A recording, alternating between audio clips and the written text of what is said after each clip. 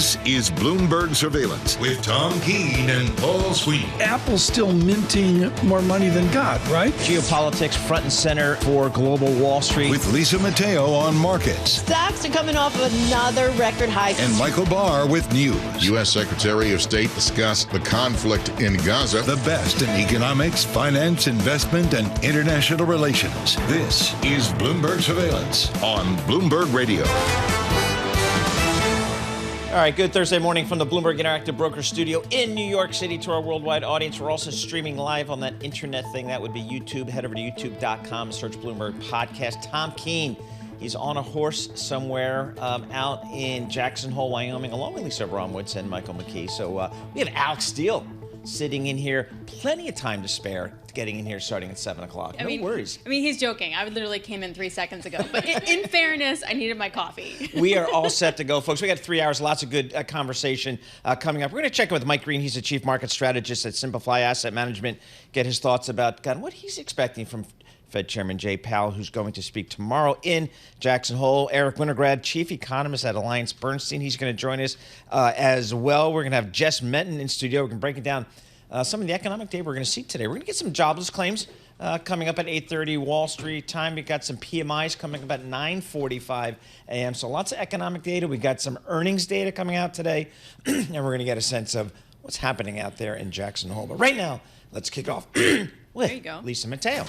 There you go. Futures taking a little bit of a breather, and this is after stocks in midweek trading recovered what was lost on Tuesday. Yesterday's payroll revisions, Fed minutes, well, it showed several officials feel there's a case for cutting rates in September. Several actually acknowledged a case for cutting rates at July's meeting. Now, traders are back at pricing 100 basis points of cuts this year. So right now we have NASDAQ futures up about 0.2%, 54 points. Dow futures little changed, up 31 points. S&P futures up 0.1%, or 9 points. We have the 2-year yield at 3.95%. That's up 2 basis points. The yield on the 10-year, 3.82%, and that's up 1 basis point. Europe Stock 600 index right now, I want to take a look at that. It's up about 0.4%. Deutsche Bank rallied after predicting a boost to third quarter results. Want to get to earnings now. Peloton, those that just coming in, it looks like revenue forecasts missed estimates. Peloton shares right now down about 1%. Urban Outfitters taking a hit, down 10%. Reported second quarter comparable retail segment sales growth missed expectations. And finally, Zoom Video Communications. They are up 2%. Second quarter results beat expectations, also raised its full year forecast. It also announced that its CFO would resign. That is your Bloomberg Business Flash. Okay. Paul and Alix. All right, Lisa Mateo, thank you so much. We appreciate it. Alix Steel sitting in for Tom Keene. I'm Paul Sweeney. We're live here in our Bloomberg Interactive Broker Studio. We're streaming live on YouTube. We're also in Apple CarPlay and Android Auto. We're doing all over the technology stuff coming up. Hey, folks, if you're listening to us in Boston, our new home starting September 3rd will be 92 FM.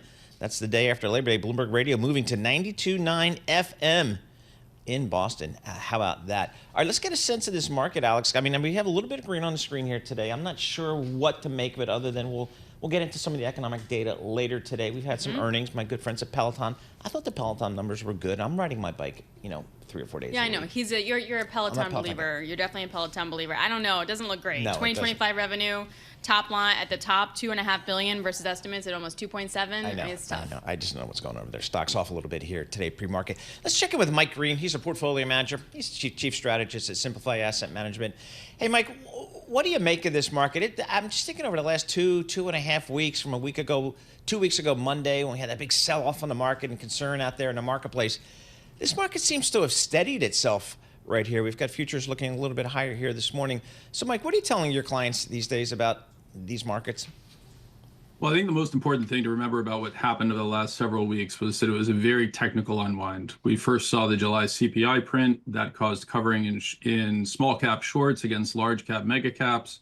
You then had elements of the Japanese carry trade, which then morphed into the unwind of what's called the dispersion trade, basically a complex option trade involving index options and single stocks.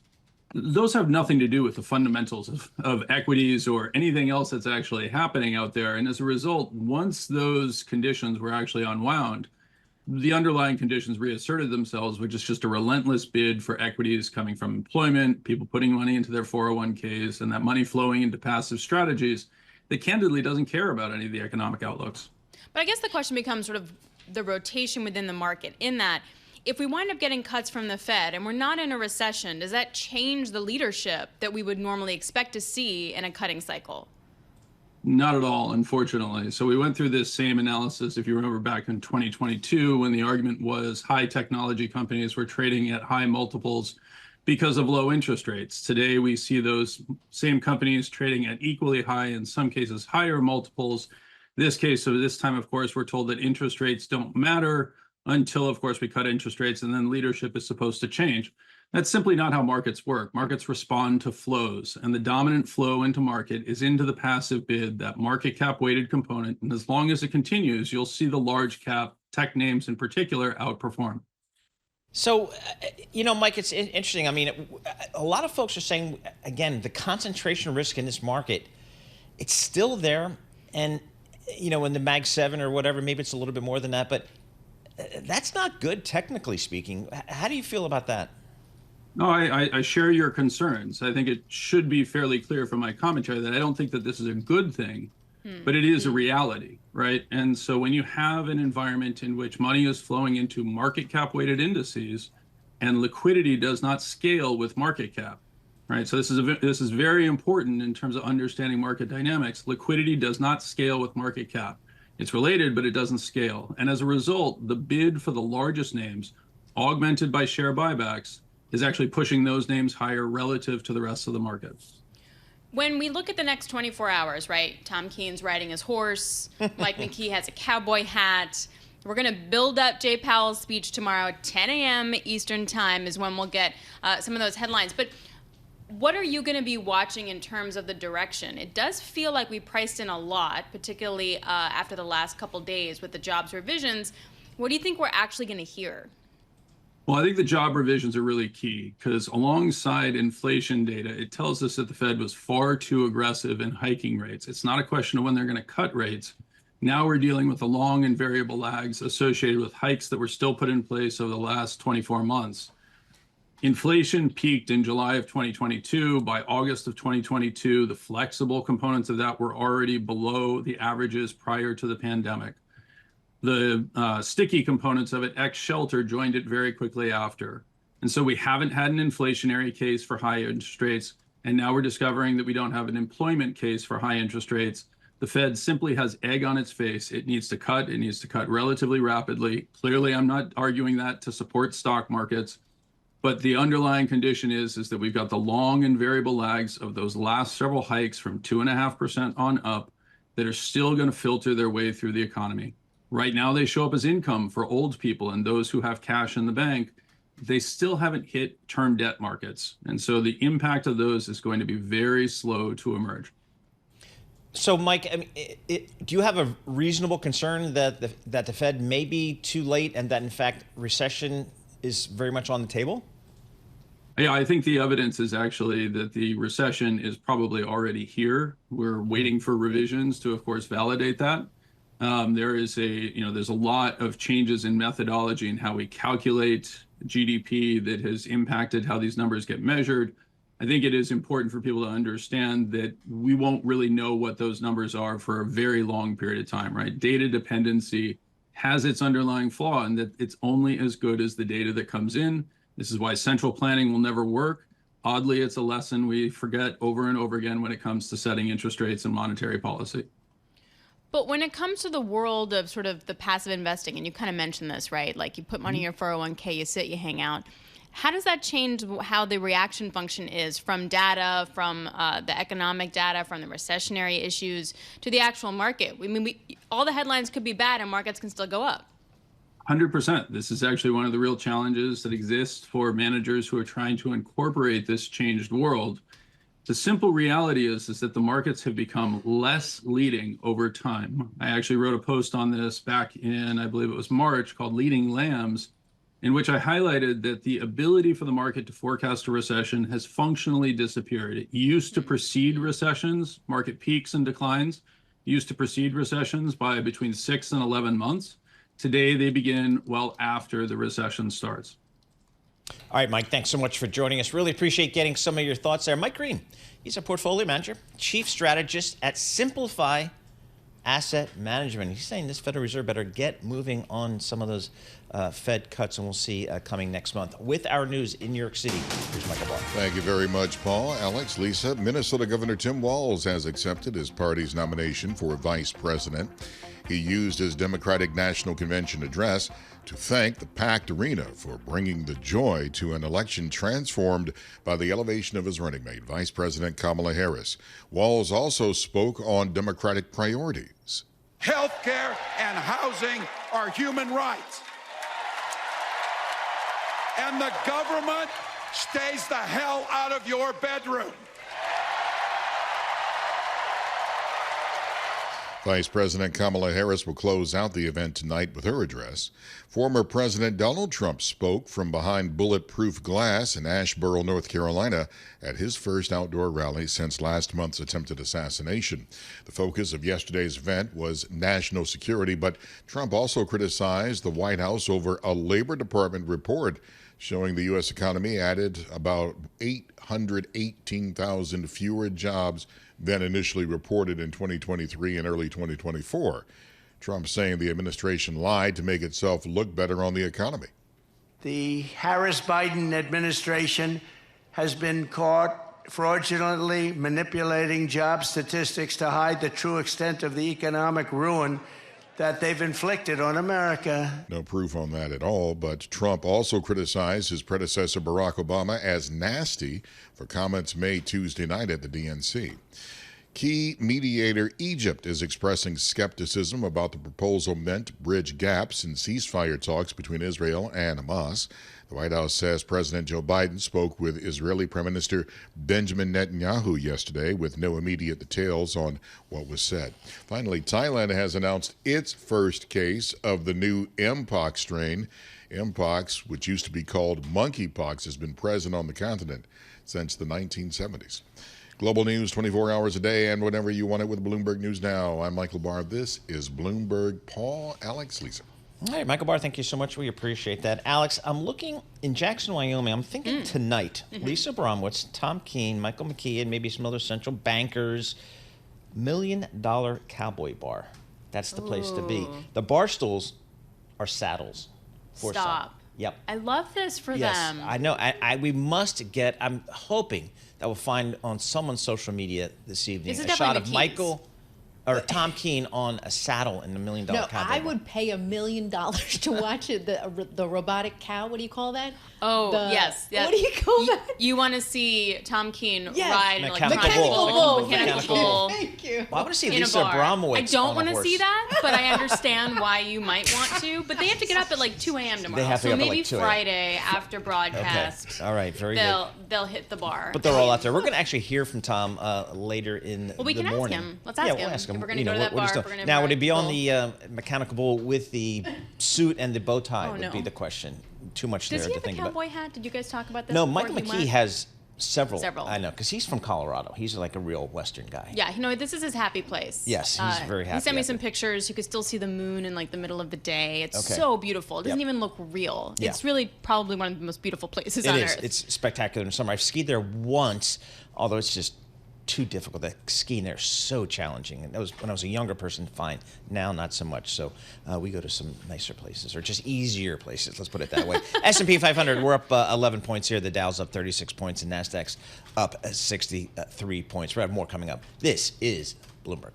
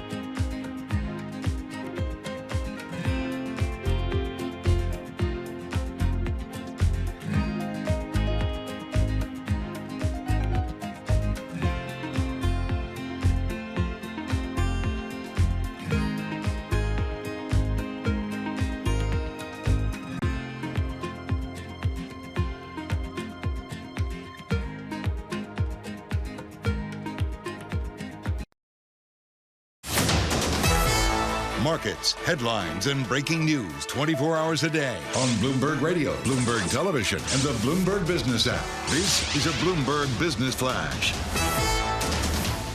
The Bloomberg Interactive Broker Studio. I'm Lisa Mateo. Futures right now, little movement. This is ahead of a key speech by Fed Chair Jay Powell on Friday at the Jackson Hole Economic Symposium. Right now, we have Nasdaq futures up about 0.3%, 61 points. Dow futures little change, up about 29 points. S&P futures up 0.1% or 11 points. The 2-year yield 3.96%. That's up 2 basis points. The yield on the 10-year 3.82%, and that's up 2 basis points. We'll check with spot gold lower, 2,504 an ounce. We have Brent crude $76 a barrel, WTI crude $72 a barrel. On the economic calendar for today, initial jobless claims for last week. That comes out at 8:30 Wall Street time. We'll also get a read on manufacturing and services and July existing home sales.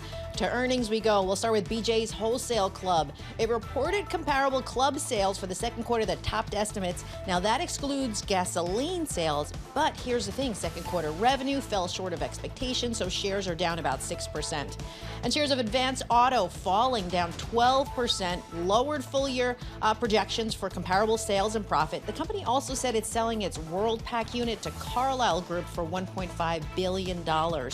And the pressure continuing to build for Snowflake. Its shares down 9%, delivered a disappointing sales forecast. It also said its CEO was stepping down. That is your Bloomberg Business Flash. Paul and Alex. All right, Lisa, thank you so much. We appreciate that. Alix Steel sitting in for Tom Keene. I'm Paul Sweeney. We're live here in our Bloomberg Interactive Broker Studio, streaming live on YouTube as well. So check us out there. You can search Bloomberg Podcast.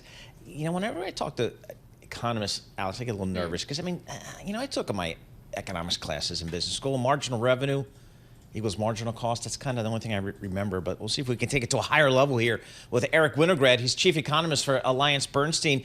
Hey, Eric, as we think about Jackson Hole here, a lot of folks that we talk to are saying, the Fed's already behind the curve. They should have been cutting rates already, and this really brings the risk of a recession or an economic slowdown more pronounced than maybe what we're seeing to the front burner. Do you share that concern, Eric? I don't share that concern. I don't think the Fed is behind the curve. A lot of the people who are saying the Fed is behind the curve now are the same people who 2 months ago were saying the Fed would be crazy to cut interest rates ever because inflation is still too high. The Fed has been rewarded during this cycle for being patient, for taking the long view, for looking at the medium term. And I think that that's still the course that they're likely to take. I agree that the risk of a recession has gone up. That's always the case when you reach the end of a cycle, but I'm not losing any sleep over the idea that the Fed needs to panic here. So the 4 cuts now priced in to the markets. You don't agree with that for this year? I think they're more likely to do 3 25 basis point cuts. I think it's a given that they're going to cut in September. And certainly they could cut more aggressively. They could cut by 50 basis points, but that's going to depend on the payrolls. If we print some truly weak payrolls number, and I don't think last month's report was truly weak, if we were to print some truly weak numbers, then of course they could move more aggressively. I think there's a good case to be made that they perhaps should, not because they need to panic, but simply because there's no reason for rates to be as high as they are. But again, they've been rewarded for patience. Inflation fell sharply at the end of last year, and they didn't respond to that by cutting, and it stopped falling in the first quarter of this year, and they didn't respond to that by hiking. Staying the course has been the right move for them. I expect them to continue down that path. Hey, Eric, we just think about, we're pretty much towards the end of the earnings season here. A lot of companies have been saying that the consumer is, I guess cautious might be the term. Mm-hmm. I'm not going to say scared, but cautious. What do you take away from some of the earnings and some of the commentary we've heard about the U.S. consumer? I think that's exactly right. And, we hear the same things from earnings reports, that the consumer is value conscious or is a little bit more conservative. Again, that's not surprising.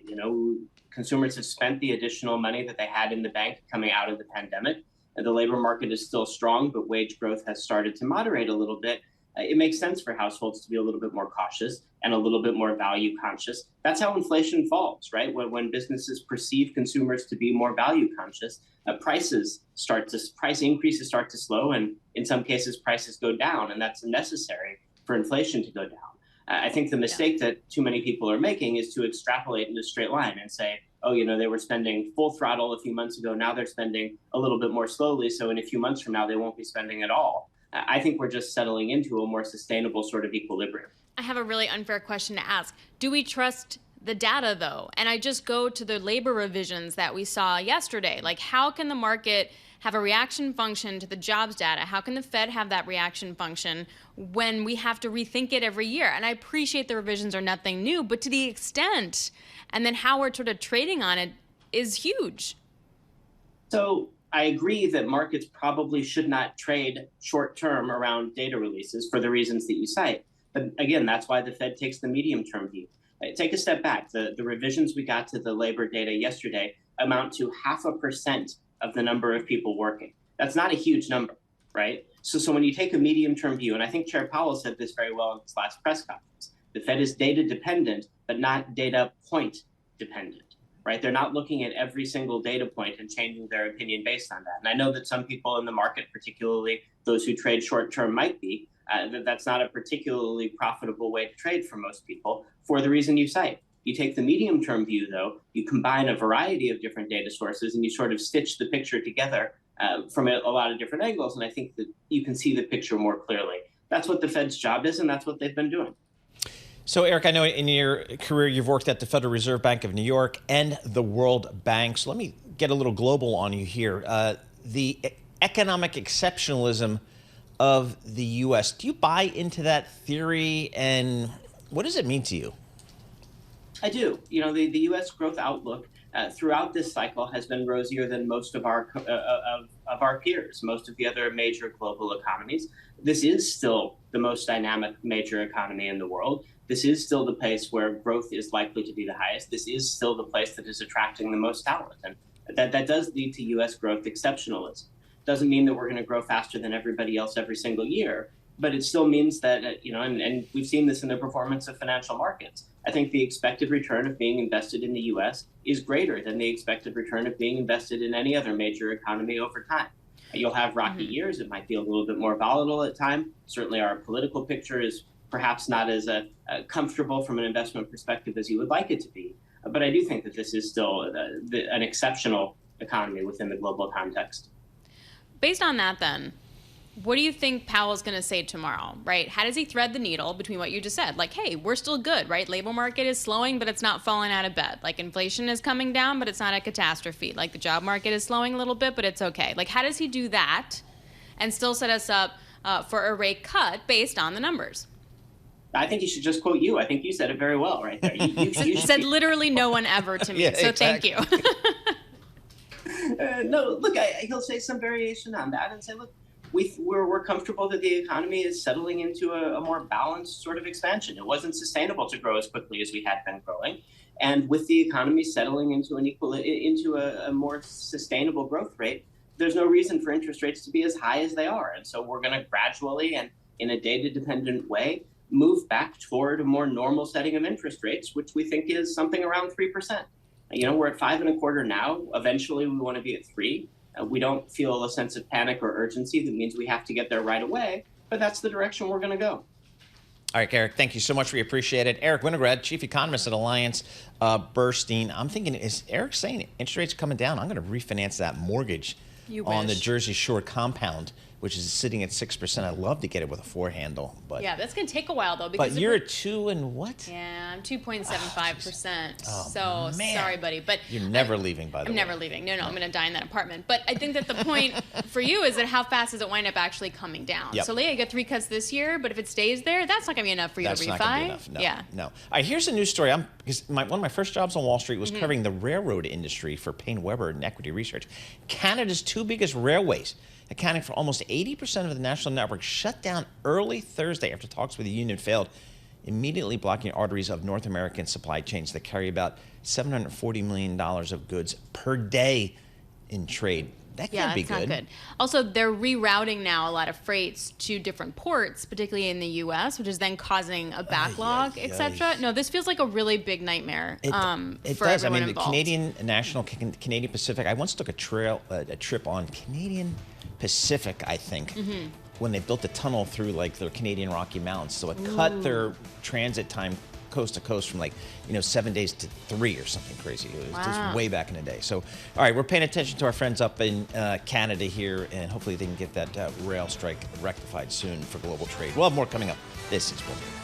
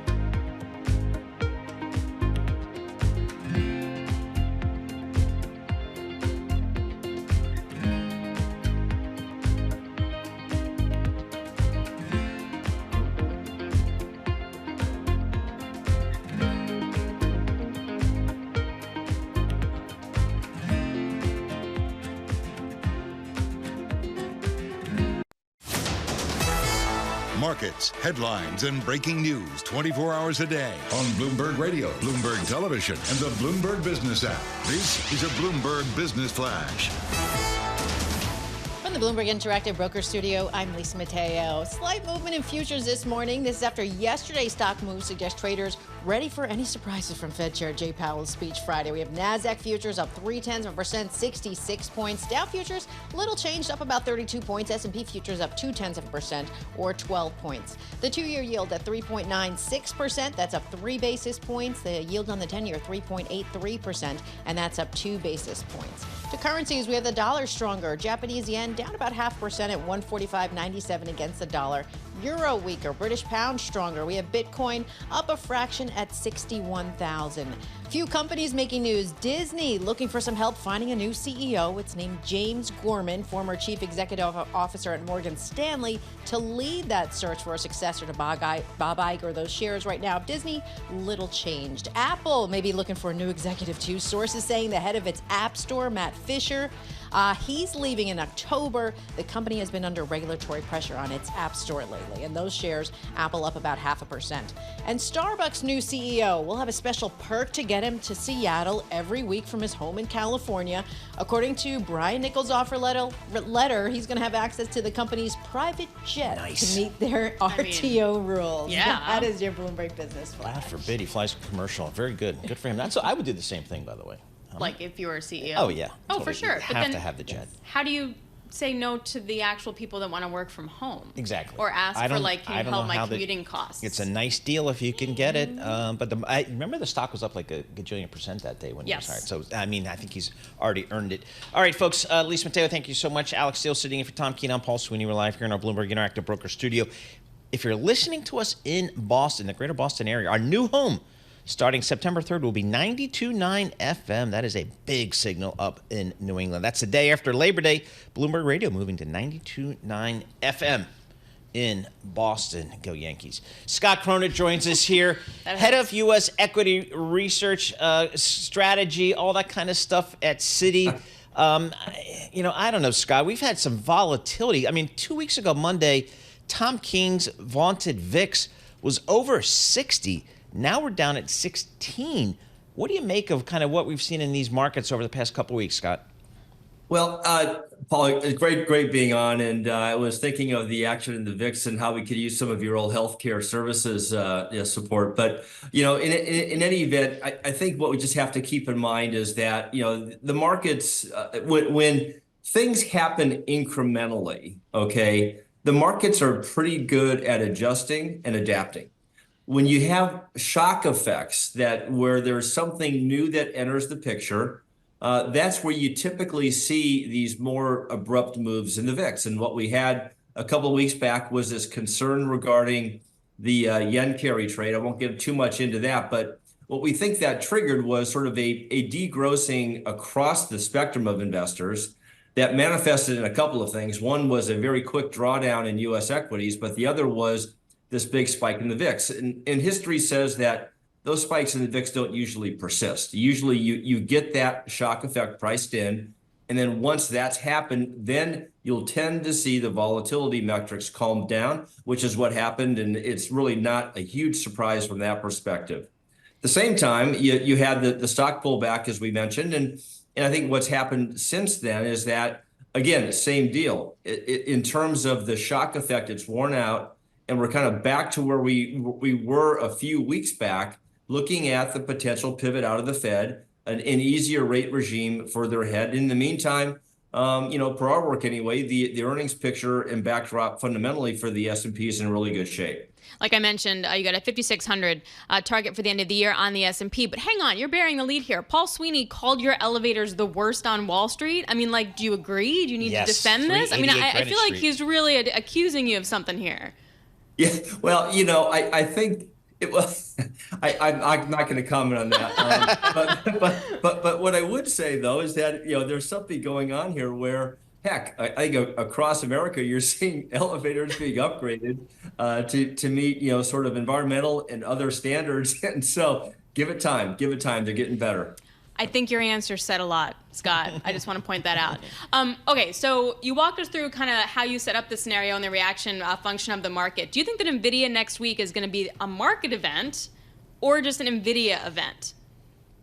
Alex, it's a really good point. I think it's going to be mostly an NVIDIA event with some market read-throughs. So let me explain. So, the way we set this up, it was 6 weeks ago as we were kind of going into the third quarter, is that you had three forces at work in the S&P that defined the first half performance. Remember, at the end of Q2, index was up about 15%.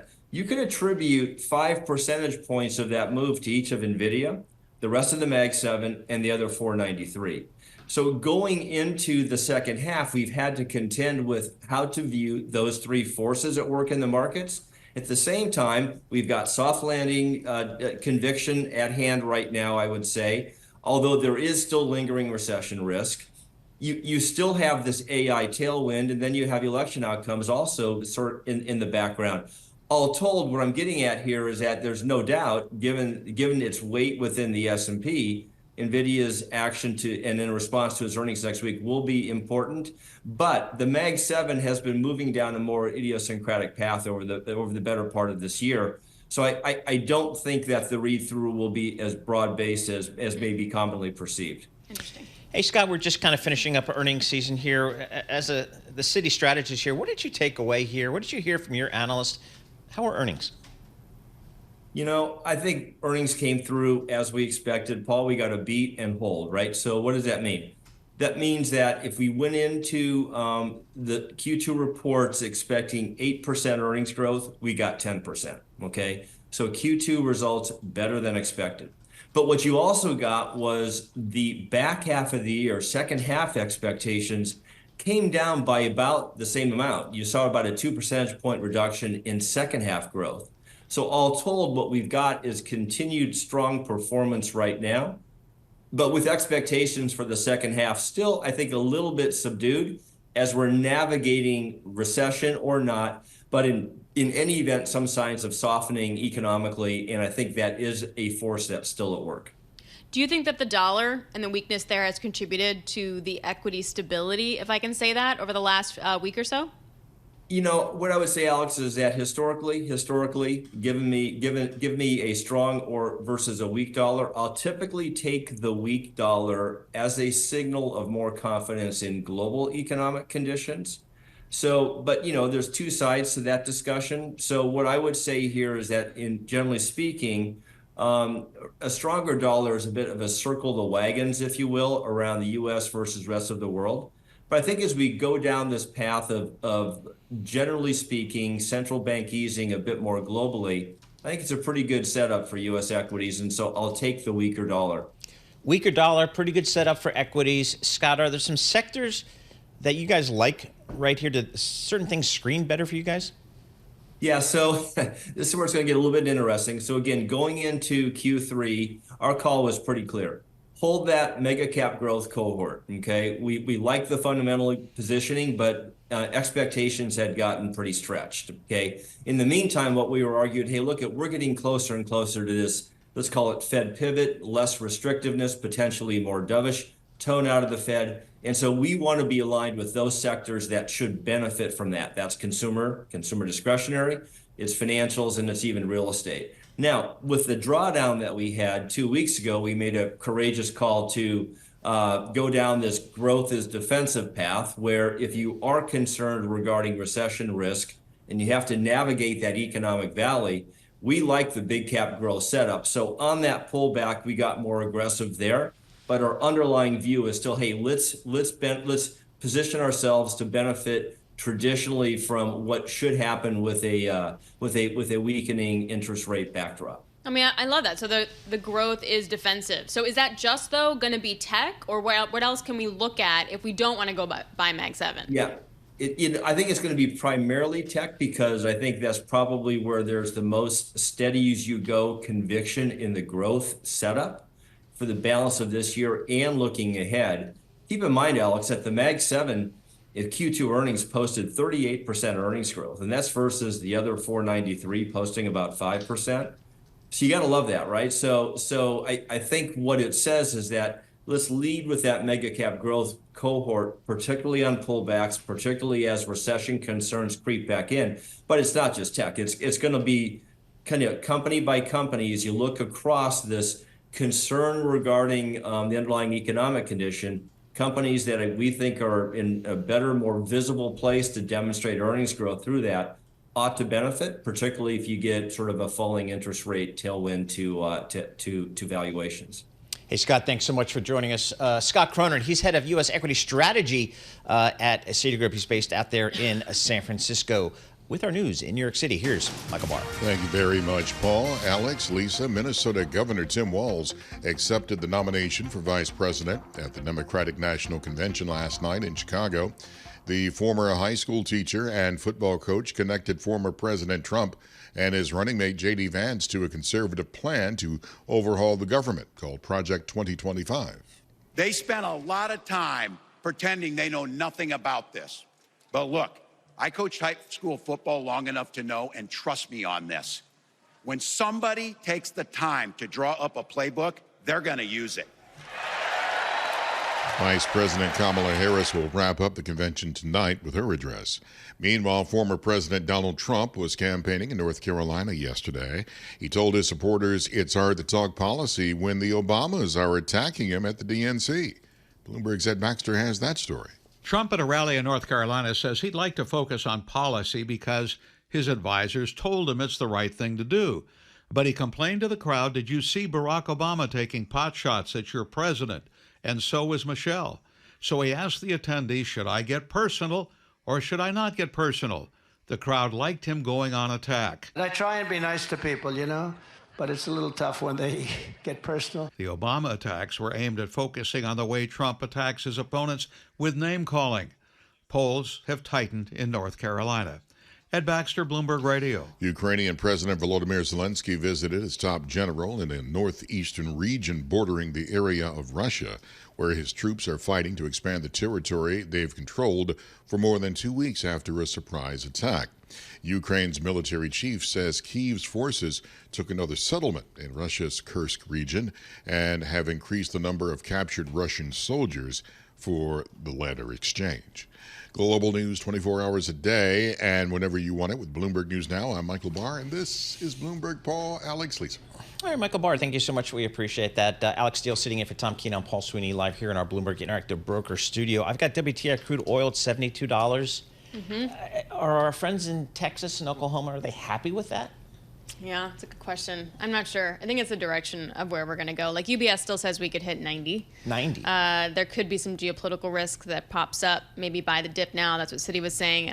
Maybe get to 80 in the short term. But I think from these guys, what they say, it's stability. I mean, how much you believe them and how much you talk in their book is different. But if something is stable, it's easier to sort of bet against and manage, which is the same thing for, I think, any commodity input company. My question for you, Paramount. Yep. What do you think? I guess they're taking this Edgar Bronfman deal or potential bid seriously. He's got like 20 equity folks along with him because he doesn't have the money, unlike the Ellison clan, which has gajillions of dollars behind them. I don't know who's providing any debt financing. Again, I'm going to fall back on my call, which is, we don't have a credible bidder anywhere for this company. So even Ellison, you don't think is? No. Okay. But, why? When you think about Paramount, one of the leading studios in Hollywood, you think about either a significant strategic buyer, whether that's Apple or somebody like that, or a major financial buyer, a KKR, a big private equity firm coming in here. I don't have either of them. I've got some folks that you really don't know, and you really don't know of their capital that they have behind these deals. So I will see what happens here. All you have is Sherry Redstone, the controlling shareholder of Paramount. For National Amusements. Yeah, National Amusements, exactly, saying that she's willing to sell. And that's the green light for getting some kind of deal. So we'll follow up on that. This is Bloomberg.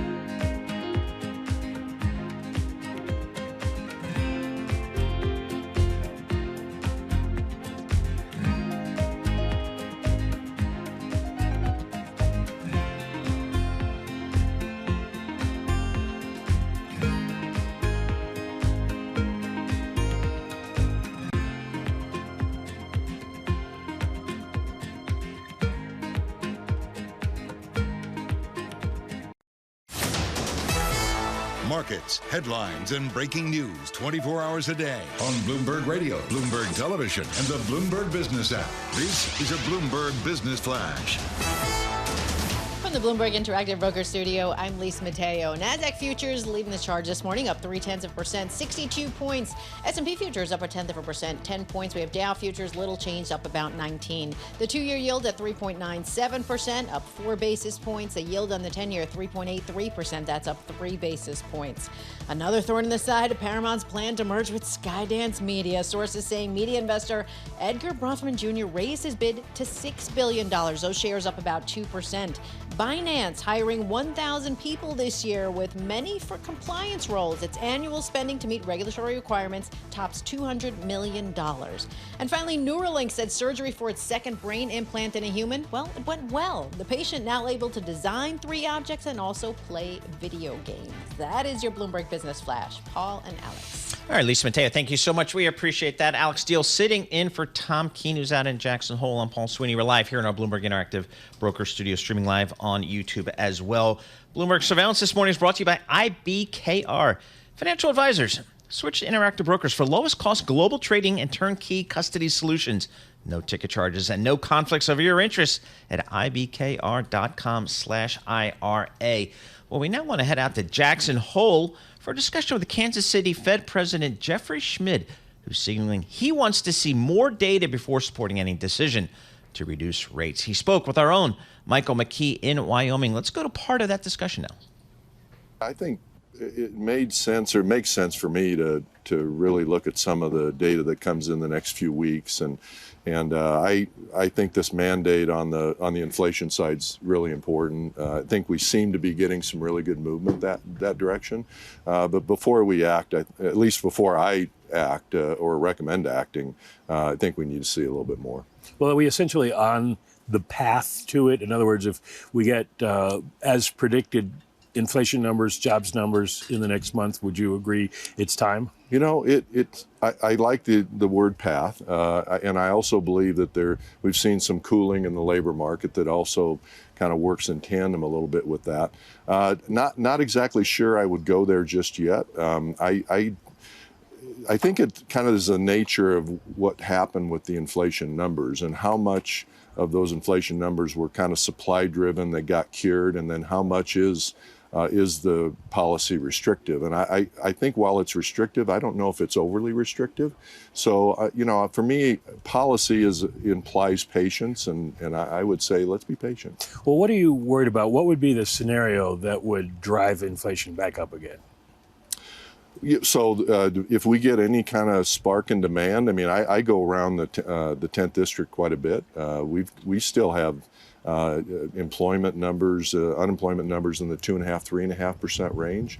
I think a lot of people are looking at how do we hire skilled labor over the next 12 months. So I still think we could see a little bit of demand pickup if we're not careful with the decisioning. At least from the 10th District standpoint. I'm a big fan of the Beige Book. I try to understand what's happening in 10th District and then try to see what's happening regionally with the other 11 banks. And I think from a trend standpoint, things look pretty good, but I still think we have some time. I'll let you tell me what you thought of the report that the Bureau of Labor Statistics put out at 818,000 fewer jobs over the 12 months to the first quarter of this year. Yeah. So the first thing that comes to mind is why are we getting the data wrong in that regard? The second is if you look at it seems like a large number until you put it in perspective of the 12 months. So, while it's a big number, it doesn't really change the path of the way I think of things when I think about monetary policy and the effect of the labor force and what's going on. I'm actually really interested in the dynamics of the labor force, really coming out of the pandemic, the behaviors, the compensation structures, the demographics. I think studying those relative to the future labor force, maybe thinking a little bit about what generative AI does to things like productivity. I think those are important things to look at. Now, we have to look at some of the data relative to what we do with policy in the labor force, but the recent print here isn't a big concern for me. So you wouldn't agree with the argument that some make on Wall Street that the Fed is behind the curve? No, I don't really agree with that. I mean, I here again, I think we've got to get as a Fed better at the data sets that we're using. I'm a new central banker. I'd like to see us move toward a more real-time data set versus there still seems to be some serious lags in some of the data that we get. So using new technologies, maybe some of the AI technologies, maybe we get better data as we move forward, but we've got to really focus on that with our economists and our analysts about, where's the data coming from and can we rely on it? That was Kansas City Fed President Jeffrey Schmidt joining Michael McKee in Wyoming at Jackson Hole, and Mike McKee joins us now. Okay, Michael, I have a couple really pressing questions for you. One, did you bring your cowboy hat, and what color is it? Two, did you go to the $1 Million Cowboy Bar yet? Yes to both questions, and I can tell you that the hat is white this year. It doesn't mean we've just elected a pope. It's just the color I chose this year to go with it. But we did stop by the Cowboy. Nice. I got to go there. I love that. Like the seats. Yep. Has Tom Keene been there yet? We were wondering if he was going to ride on the mechanical bull, but we don't need to see that. He's only just arrived. Okay. So there is time. Okay, back to the seriousness. So it does seem, though, that Jeffrey Schmidt was more worried about the inflation part than the labor part and the economy part. Is that a fair interpretation? Yes, and this is a district that historically has focused on inflation more than growth and jobs. Jeff Schmidt's predecessor, Esther George, and before her, Tom Honig, they were known as the hawks on the Fed because they felt inflation was a bigger danger, and they always warned about inflation when other people weren't seeing it. And that may be the case right now, but Schmidt is taking it very carefully. The interesting thing in our discussion was his talk about what he's hearing from his district, that people in the 10th district are still seeing growing demand, even though interest rates are higher. And so that gives him pause about whether or not the inflation dragon has been slayed. And he'd like to see a little more data. I think he'll vote with them to lower rates in September, but he wants to be convinced. Michael, is there any scuttlebutt out there in Jackson Hole about how aggressive the Fed may be in September as it relates to 25 basis points versus perhaps 50 basis points? No, a lot of people are looking to see what Chairman Powell has to say about that tomorrow morning and whether he would even get into that. The feeling is the Fed would much rather do 25 basis points and see how that works. And you'd have to have some really bad data in September to get them to go 50. But there is an argument to be made for it if you think the economy is slowing faster than anticipated. And that argument got a little bit of a boost with yesterday's jobs revisions. So we'll see if the chairman wants to take that on in his speech. Yeah, and also through the minutes, too. I know that some are pointing out that the quote, the vast majority observed that if the data continue to come in about as expected, it would likely be appropriate to ease policy at the next meeting. And then also talking more about the jobs data and how they're worried about a faster deterioration. How do you think that Powell will leave the optionality? I think he'll basically stick to the formulation that he's used, that we are making progress. We have more confidence now after the data that we've seen, and it will soon be appropriate to lower interest rates. I don't think he will say we're going to do it. He doesn't want to lock himself in, especially with a jobs and CPI report between now and the time they meet on September 18th. So he'll use the kind of Fed language, Fed speak, to get around that. All right, Michael McKee, thank you so much. We appreciate that. Michael McKee, he's economics editor for Bloomberg TV and Radio. He is out in Jackson Hole where the sun has not risen yet. It is dark out there, but you're in the middle of kind of nowhere, which is cool. I mean, it's a great thing. And I've been there both in the winter to ski. Awesome. I can't ski there anymore. It's too tough. But in the summertime, it's really cool. And I went to Old Faithful. Go. It's a great family thing. Take the kidlet and go out there because it's awesome. I want to go there. I want to go to Montana, which I heard is supposed to be like the most beautiful place on earth. Yeah, right there. The whole thing would be really, really great. I would be very into that. Also, you know, he looks so happy when he's there. Well, he's a Western guy, right? Colorado, native Denver, went to Colorado State. So I think Michael McKee, with the cowboy hat, which he can wear anytime on my show, I would think, right? Right. I mean, it's awesome. I wear my cowboy hat on my show. Exactly. So there's that. All right, so we're going to have more coming up. We've got futures, S&P up 12, Dow up 34, the NASDAQ up 66 here. in here, Global Wall Street. We'll have more coming up. This is Bloomberg.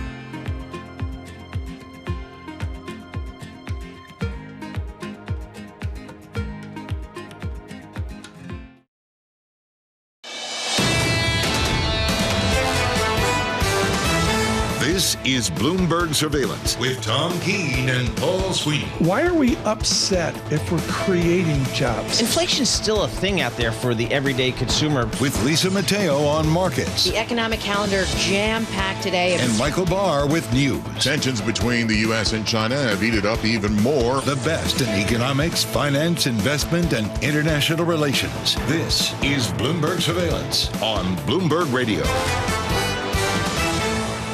All right, coming up in this hour, we're going to check in with Russ Koesterich. He's the global head of investment strategy for BlackRock Scientific Active Equities. We'll get his thoughts on these markets. Jennifer Lawless, professor at this university in Charlottesville, the University of Virginia, on Tim Walz's introduction to the nation last night at the DNC. Jess Menton, Bloomberg News equities reporter, is going to join us to react to the jobs claims and discuss why the BLS figures yesterday had a muted market reaction. She's going to be in studio. She wrote actually a story about that yesterday. So nobody talks up their reporting better than Jess Menton. Yeah, she's great. great. Great at that stuff. I mean, I love that. Oh, she subbed for me yesterday, Bloomberg Intelligence, right? Yes, and I think she's coming in today. I don't know what's going on here, but they don't let me work 5 hours on radio. That's just for you. No, it's in your contract. I understand.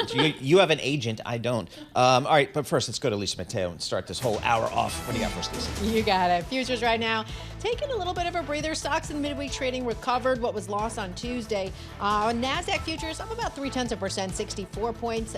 Dow futures little changed, up about 29 points. S&P futures up 0.2% or 11 points.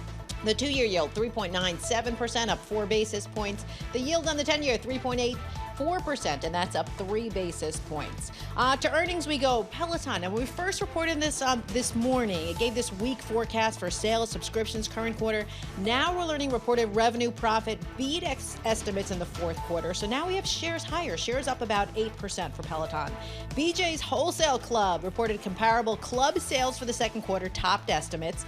That excludes gasoline sales, but second quarter revenue, that fell short, and shares down about 7%. And Advance Auto falling down 11%. It lowered its full year projections from comparable sales and profit. The company also said it's selling Worldpac unit to Carlyle Group for $1.5 billion. Later this afternoon, we'll hear from Ross Stores, Kava Group, Intuit, and Workday. That is your Bloomberg Business Flash. Paul and Alex. All right, Lisa Mateo, thank you so much. We appreciate that. Alix Steel sitting in for Tom Keene. He's out at Jackson Hole. We're hearing from Tom a little bit later on this morning. I'm Paul Sweeney. We're live here in our Bloomberg Interactive Broker Studio, streaming live on YouTube. So head over to youtube.com and search Bloomberg Podcast. And if you're listening to us in Boston, our new home starting September 3rd will be 92.9 FM. That's the day after Labor Day. Bloomberg Radio moving to 92.9 FM in Boston. Go Yankees. All right, let's check in with our first guest here this hurts, hour. Man. That does hurt. I'm going to get a note from somebody soon, I know this. Russ Koesterich, Global Head of Investment Strategy at BlackRock Scientific Active Equities. Hey, Russ, we've heard, I guess, for a while now about the economic exceptionalism of the U.S. economy vis-a-vis other parts of the world. Does that carry over for you in terms of where you look for active equity opportunities, U.S. versus rest of the world? How do you guys break that down? Thanks, Paul. It does. And it actually has an influence both bottom up and top down. Just to clarify, actually, I think your bio might be a little dated. I actually co-manage the Global Allocation Fund with Rick Reeder. So we have a global mandate. And it does make a difference. And the reason is there are two ways to look at this. First of all, as you say, the U.S. exceptionalism, the strength of the economy, the fact that our labor market's been remarkably resilient, the consumer has been resilient. You think about the difference we're seeing right now between the U.S. consumer and the Chinese consumer. There are lots of reasons to focus on the U.S., but there's another one that's not really captured just by the economic data, and that is when you look for companies that have the type of characteristics I think you want in this environment: revenue growth, profitability, stable margins. You just find more of them in the United States, whether we're talking about technology, communication, healthcare, than anywhere else in the world. So I do think that the U.S. exceptionalism, particularly in terms of the types of companies we find here, has given us a reason to stay overweight the United States. Hey, Russ, it's been a while. It's really good to chat with you. So based on that, what do you think is happening with the dollar? Like the carry trade unwind from dollar yen that we saw, but then the dollar's been hit. I appreciate it's up today, but it doesn't feel like the downside to the dollar is over. Some are talking that you can do sort of a short-term short. How does that play into your allocation thesis? We don't have a huge dollar position right now. I think we have seen weakness in the dollar. That probably says more about the fact that there's been a little bit, well, not a little bit, but a fair amount of data the last few months that signals that the Fed is finally going to start to be able to cut rates. And Alex, as you know, we started the year expecting, not we, but the market expecting 7 rate cuts. And now we're going to get our first one in September. So this is giving a little bit of an excuse for investors to sell the dollar. That said, I think one of the things that's happened that also is affecting the dollar is one thing the dollar did a good job of in 2022 and 2023. It was hedging your equity risk. In other words, when the market was going down, the dollar was going up. And in that way, it was serving a role that bonds used to play. As the dollar's been weaker lately, we're not seeing as much of a role for the dollar as a hedge. So we've really been keeping our currency exposure pretty close to home. Russ, I'm just looking at the VIX here. We're, 16 right here. But boy, 2 weeks ago, Monday, this thing exploded out to north of 60. What do you make over the last 2.5 weeks of this market volatility? Paul, that was incredible. And really, someone sent me a great chart on that. It looked at the previous spikes in the VIX, 2008 during the financial crisis, 2020 during the pandemic. I mean, these were world-changing events that had significant downside to them. And then you had this spike in the VIX off of what were, looking back in hindsight, two somewhat weak economic prints. So I think the short answer is it was way overdone. And it said much more about the position of the market, a crowding in a number of trades, a reliance on the yen carry trade for a number of investors than it said about the macro environment. I think the reality is, yes, the economy is slowing. We had some evidence of that yesterday when we had a revision to the non-farm payroll numbers, but the economy is not collapsing. We still have decent retail sales. And I think that movement in the VIX a few weeks ago was just way overdone. Right. And it's the whole idea that we're slowing, we're not slumping, we're normalizing, Yes. we're not falling off a cliff. And like squaring that is going to be, it seems to be tricky for the markets. Talking about bonds, what's the best allocation here? So we've been bringing up our bond allocation. We've been underweight bonds for a very long time, mostly based on inflation, also based on supply. We're still a little bit underweight at the long end, which really reflects more supply concerns than concerns about inflation. But we have been buying back bonds mostly in the belly of the curve. So talking about that 5-year range. We also have a lot of bonds in our portfolio that we bought back in 21 and 22 on the corporate side, high yield investment grade when spreads were wider. We're not really changing that much, but we're happy to keep clipping those coupons because in an environment, as you say, where the economy is slowly not collapsing, we're not very worried about the default rate. And for the first time in years, you can build a bond portfolio that's going to give you a 6 to 7% yield without taking too much duration risk. Russ, how about this earnings season? We've just kind of wrapped up earnings. We've got a couple more retailers coming up here. What's your takeaway here? Anything that kind of changed your outlook for these markets? You know, it's funny. I think the earnings season was actually pretty decent. You know, we came into it expecting about 9% year-over-year growth. We're probably going to do closer to 13%. So earnings are solid. I think one of the things you did see, though, and this explains a lot of the weakness we saw in tech, at least the relative weakness, back in late July and early August, was that the crossbar for many of these companies has been raised. And just given the exceptional run we've had in software, semiconductors, many parts of technology during the first half of the year, what it took to satisfy investors, the level of beat you had to generate, there's certainly some evidence that that became higher. And I think that's one of the reasons that, you know, tech wobbled a little bit in early August and late July. What about money market funds? So you talk about like clipping a coupon, like why not? Okay, we have like $6.22 trillion in money market funds. It's still sitting at a record. The thesis was that was going to go somewhere. Is it actually going to go somewhere? And I guess the question is, how many rate cuts do we have to see for it to actually go somewhere? Well, I think it already is. You know, again, we were down about 10% at the lows back on August 5th. We're now 1.5% from the highs. So I do think you've seen that money provide a cushion to the market. And I do believe that as we start to get into this rate cutting cycle and people are looking at their statements and seeing that 5.25 has gone down to 4.5 or maybe closer to 4 next year, that's one of the factors that we think still allows the equity market to go higher into the back half of the year. Hey, Russ, thanks so much for joining us. Really appreciate getting a few minutes of your time. It's Russ Koesterich. He's over there at BlackRock looking at these markets here. The S&P futures up 12 points with our news in New York City. Here's Michael Barr.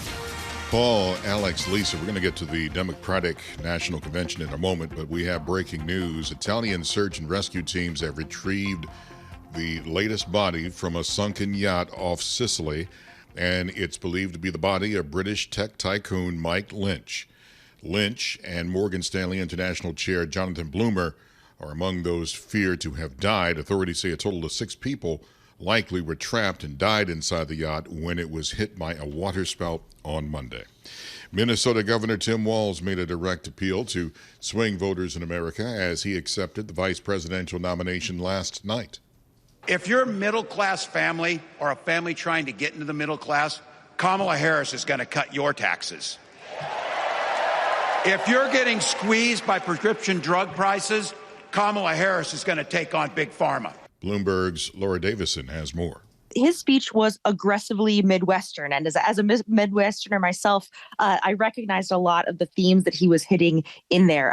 This was very much an Americana, down-home type speech. He was really leaning into his small-town roots. He grew up in Nebraska, lived much of his life in Minnesota, and he's really talking about, his experience as a teacher, as a football coach. Bloomberg's Laura Davison, part of our team covering the DNC in Chicago. Tonight, Vice President Kamala Harris will wrap up the 4-day convention. Former President Trump and his running mate, Ohio Senator J.D. Vance, rallied supporters in North Carolina. It was Trump's first outdoor rally since the shooting in Butler, Pennsylvania. The Secret Service installed bulletproof glass around Trump at the rally. During his remarks, Trump said if reelected, he'll reverse the Biden-era policies he claims are hurting America.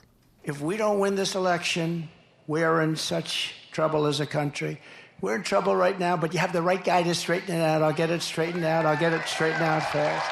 And there's word Robert Kennedy Jr. is planning to drop out of the race for president and may endorse former President Trump. Global news 24 hours a day and whenever you want it with Bloomberg News Now. I'm Michael Barr. This is Bloomberg. Paul, Alex, Lisa.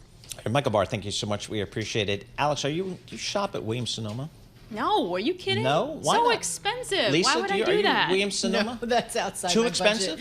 budget. Yeah, and even their sales. It's like I'm not going to pay $200 for a skillet. Sorry, can't do it, man. Wow. You know doggone well not to even ask me. No, I know, but I'm just looking at Williams-Sonoma cut its net revenue forecast for the full year. Now sees revenue decline of 1.5% to 4%. Before they're looking decline of -3% to maybe positive 3%. So I think you guys are representative of the average American consumer out there. But if their deals get better, because I like to, for those of you who don't know, I like to shop on sale. I only shop on sale. I never pay full price except for my skincare regime, period. Because you invest in your face. Because I invest in my face. Understood. So if they have good enough sales, and I'm talking like you at least have to be 50% off for me to even walk into your store. I ain't doing 20%. I usually do a 30. I'll go for it. No, got to be 50. Wow. All right, there you go. So if they do that, then we'll talk Williams-Sonoma. But sorry, can't do it. So it's interesting. I mean, this revenue came in much below expectations, and that kind of goes to the consumer. I think you guys are representative of the average U.S. consumer looking for value. You see that all over the place. Target, exactly. Walmart, and even the fast food. It's all over the place. We'll pay attention to this stuff. This is Bloomberg.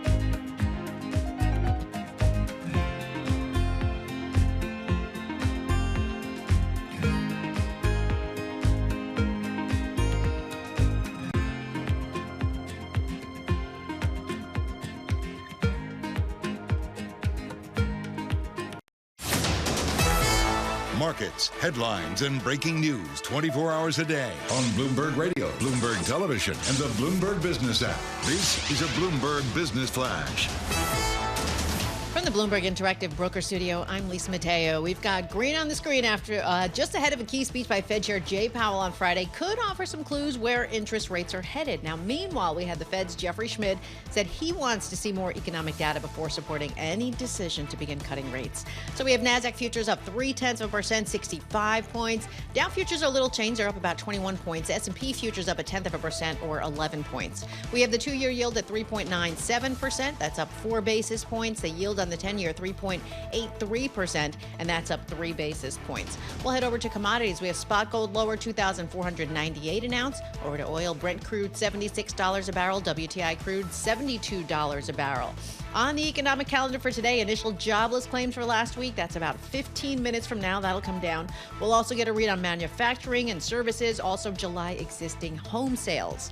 To earnings we go. We'll start with Urban Outfitters. You know, the owner of Anthropologie, Free People brands, down 13%. Second quarter comparable retail segment sales growth missed expectations, and the pressure continuing to build for Snowflake. Their shares down 10%, delivered disappointing sales forecasts. It also said its CEO was stepping down.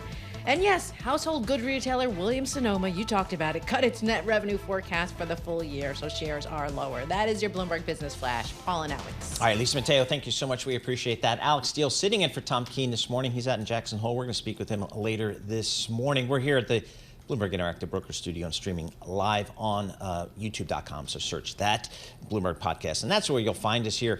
You know, Alex, it seems like since President Biden kind of stepped down from the ticket and Kamala Harris stepped up the ticket, it seems like the momentum for the Democrats has been extraordinary. I mean, the honeymoon, if that's what we're calling it, it seems like it's continuing right through the Chicago convention. It does, but it does look like it is somewhat of a dead heat overall. But yes. The issue is that with some of the swing states, now they're competitive in a way that they might not have been just about 2 months ago. I think the question is, how much does this actually last? We don't have that long to go. I know. So any boost after the convention, does it actually hold? All right, let's get some perspective here. Jennifer Lawless, she's politics professor at the University of Virginia in lovely Charlottesville, Virginia. Jennifer, thanks so much for joining us here. What do you make of this Democratic ticket here? And we're seeing it firsthand with the VP nominee, Mr. Walz, speaking last night. What do you make of this ticket? Well, good morning, and thanks for having me. I think the Democrats have put on a convention that allows them to extend their honeymoon period. Every night there are exciting speakers, there are more celebrities. It's all for the build-up tonight with Kamala Harris's speech. And they have momentum on their side, and they decided to keep it going. So if they can keep the energy alive for the next 75 days, they're very well situated to pull off a win on Election Day. But as you mentioned, it is very, very close. And what we've seen in the last month indicates that a lot can change in 75 days. Oh, yeah, a lot can definitely change. Walk me through the swing states and sort of how the polling is going there. And does the because the conventions are really to the base, right? So what's going to move the needle in the swing states?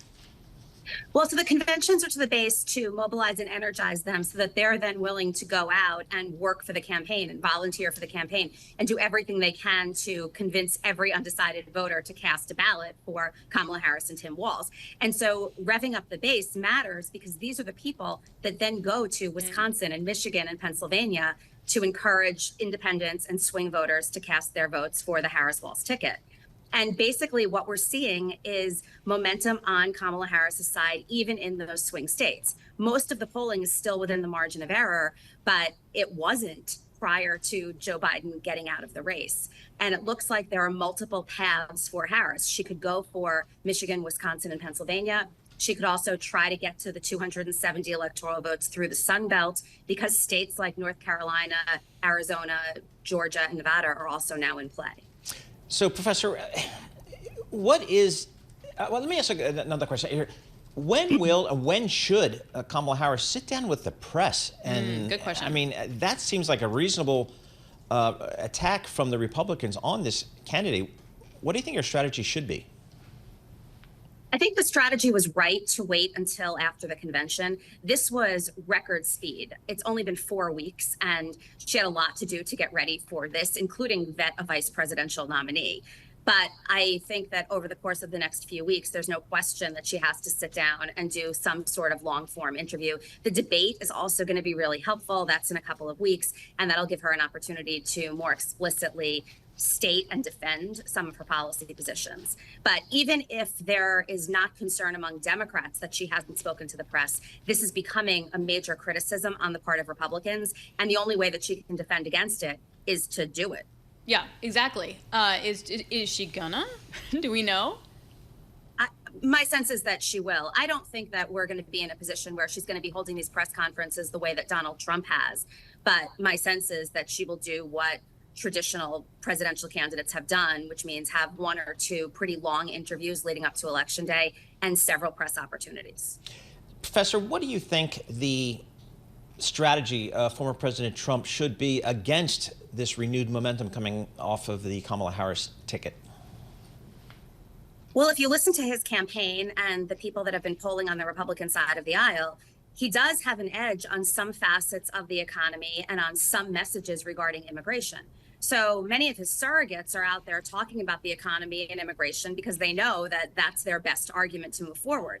If he could stay disciplined and do that, this might look a lot different. But for whatever reason, and there are many of them, Kamala Harris has really gotten under Donald Trump's skin, and he can't stay on message. And every minute that he's not staying on message is not only a problem in that moment, but those are the clips that then get shown the next day and the following week. And it just looks like the campaign is struggling to figure out what their message should be when the surrogates have made it clear that their message is the economy and immigration.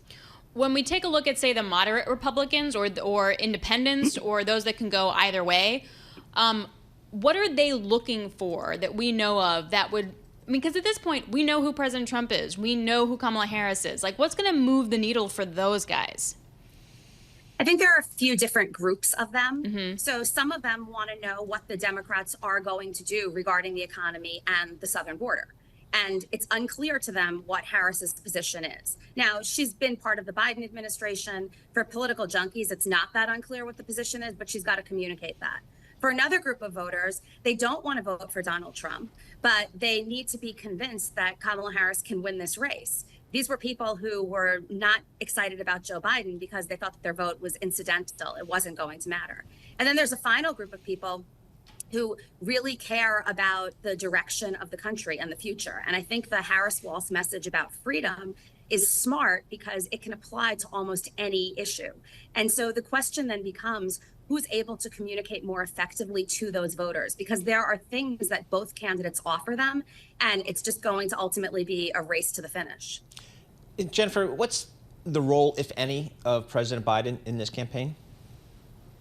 I expect that we're going to see Joe Biden quite a bit in Pennsylvania. They love him. He resonates with them. He's from there. And Pennsylvania is a must-win state for Donald Trump.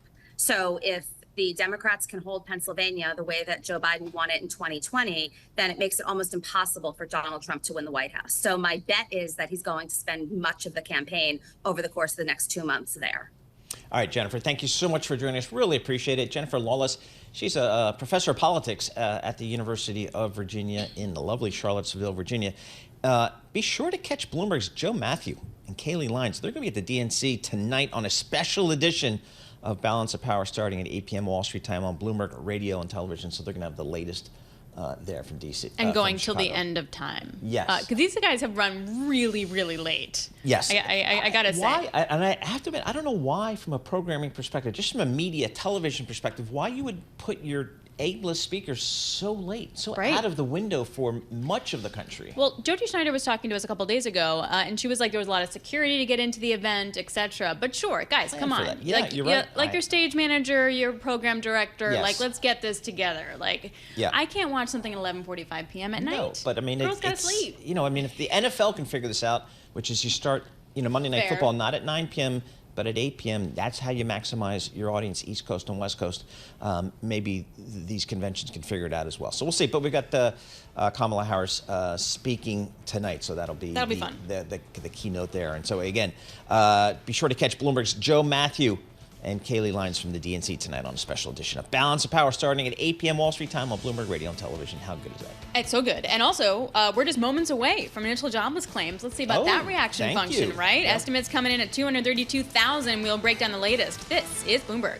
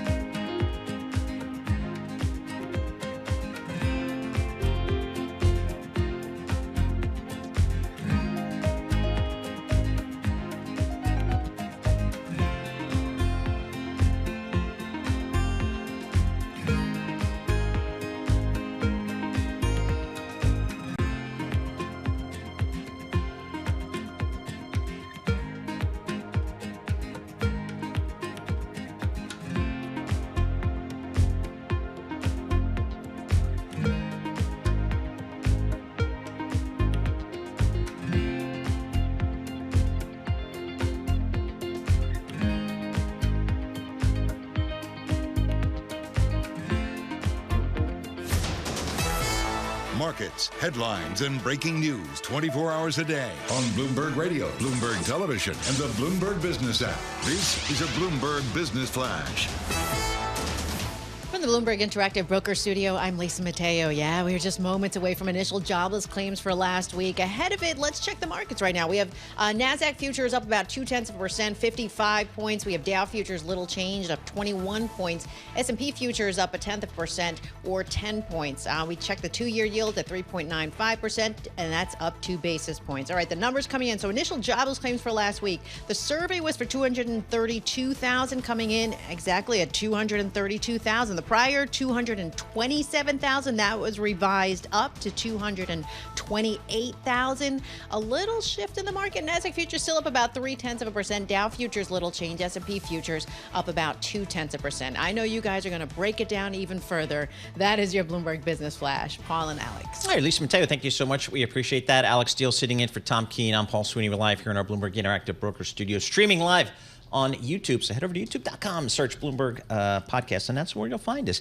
And if you're listening to us in Boston, our new home starting September 3rd will be 92.9 FM. That's the day after Labor Day. Bloomberg Radio moving to 92.9 FM in Boston. Initial jobs came right smack right in line. Yeah, I mean, feels like a nothing burger. Same with the revision, nothing. I don't know. So let's focus on what we're going to see from Jackson Hole, the $1 million cowboy bar notwithstanding. Jess Menton joins us here in studio. She covers all the markets for Bloomberg News. Jess, you write nonstop, you publish nonstop, then you do radio and TV. I don't know how you do it. Give us some of the stuff you guys are writing on now as you think about what we might hear from Fed Chairman Powell tomorrow. So coming into this, even last week, as we know, because this month, when you're looking at volatility, very elevated. But originally, if you were looking in the options market for the potential swings there, they were expecting a swing of at least 1% in either direction. But that's actually come down this week because over the past week, as you know, Paul and Alex, we've had at least a half a dozen different Fed speakers clearly signal that they're open to rate cuts for next month.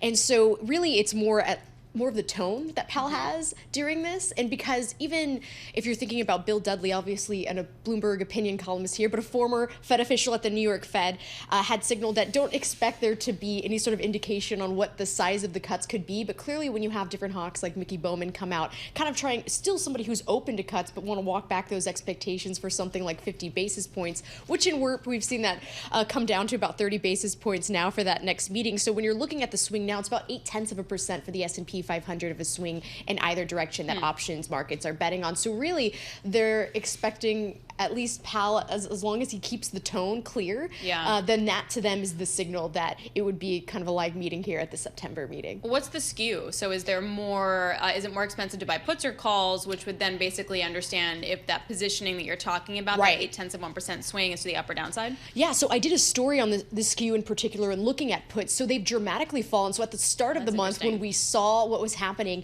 so you can go and look on my bio page, I have a chart on that. So it was actually around 40 million for the puts, and that was right when volatility spiked at the start of the month. And through actually yesterday, it was around 16, 17 million. So you've seen that come down a lot when it comes for hedging with puts there. And another thing I'm keeping a close eye on as far as what it means for when it comes to traders trying to bet for decline in volatility ahead, I actually look at when it comes to open interest in options that bet on a decline in the VIX. So actually right now it's hovering near the highest level since July of 2022. So that would tell you that traders are betting on volatility to ease further from here. Jess, what do traders, what do they think is going to happen when the Fed does begin to cut rates? Do they cut 25 basis points every meeting? I'm looking at the WIRP function. I have no idea how to It's always different, that. Right? When you do go into WIRP to see what it changes day to day. So sometimes people will kind of throw that out the window depending on what day and what data starts coming out. But a lot of that is the expectation for it to be a more measured pace, because obviously I know that people were concerned about the July jobs report that showed a slowdown in hiring, but everybody always wants to talk about a trend. That was one report. And even we were talking about the revisions yesterday, Paul, where the options market wasn't expecting there to be a big move because it was very backward looking. And Fed Chair Powell even talked about back during his press conference after the June meeting that he was aware that some of those jobs data was overstated. And also Goldman Sachs was pointing out that a lot of that data didn't include undocumented workers because it was going off claims and the wage picture for that. So actually Goldman was arguing that it could be up to 1 million workers that were not actually included in that. So actually, if anything, with some of the revisions we would have seen yesterday, that would actually understate still what job growth was. So that's important as far as because it would signal it would be a more measured pace for the Fed is what traders are betting on rather than something more aggressive, because if it was more aggressive, that would be a signal that the economy would be slowing further than expected. But we're looking at the latest Atlanta Fed GDP models. It still shows healthy growth for the current quarter. But I think my question though for that is that I understand it's backward looking, but the reaction function of the market when we during the August report, well, the July report that we got in August was so extreme, and we even saw what was the last week with initial jobless claims, such an extreme reaction in the market.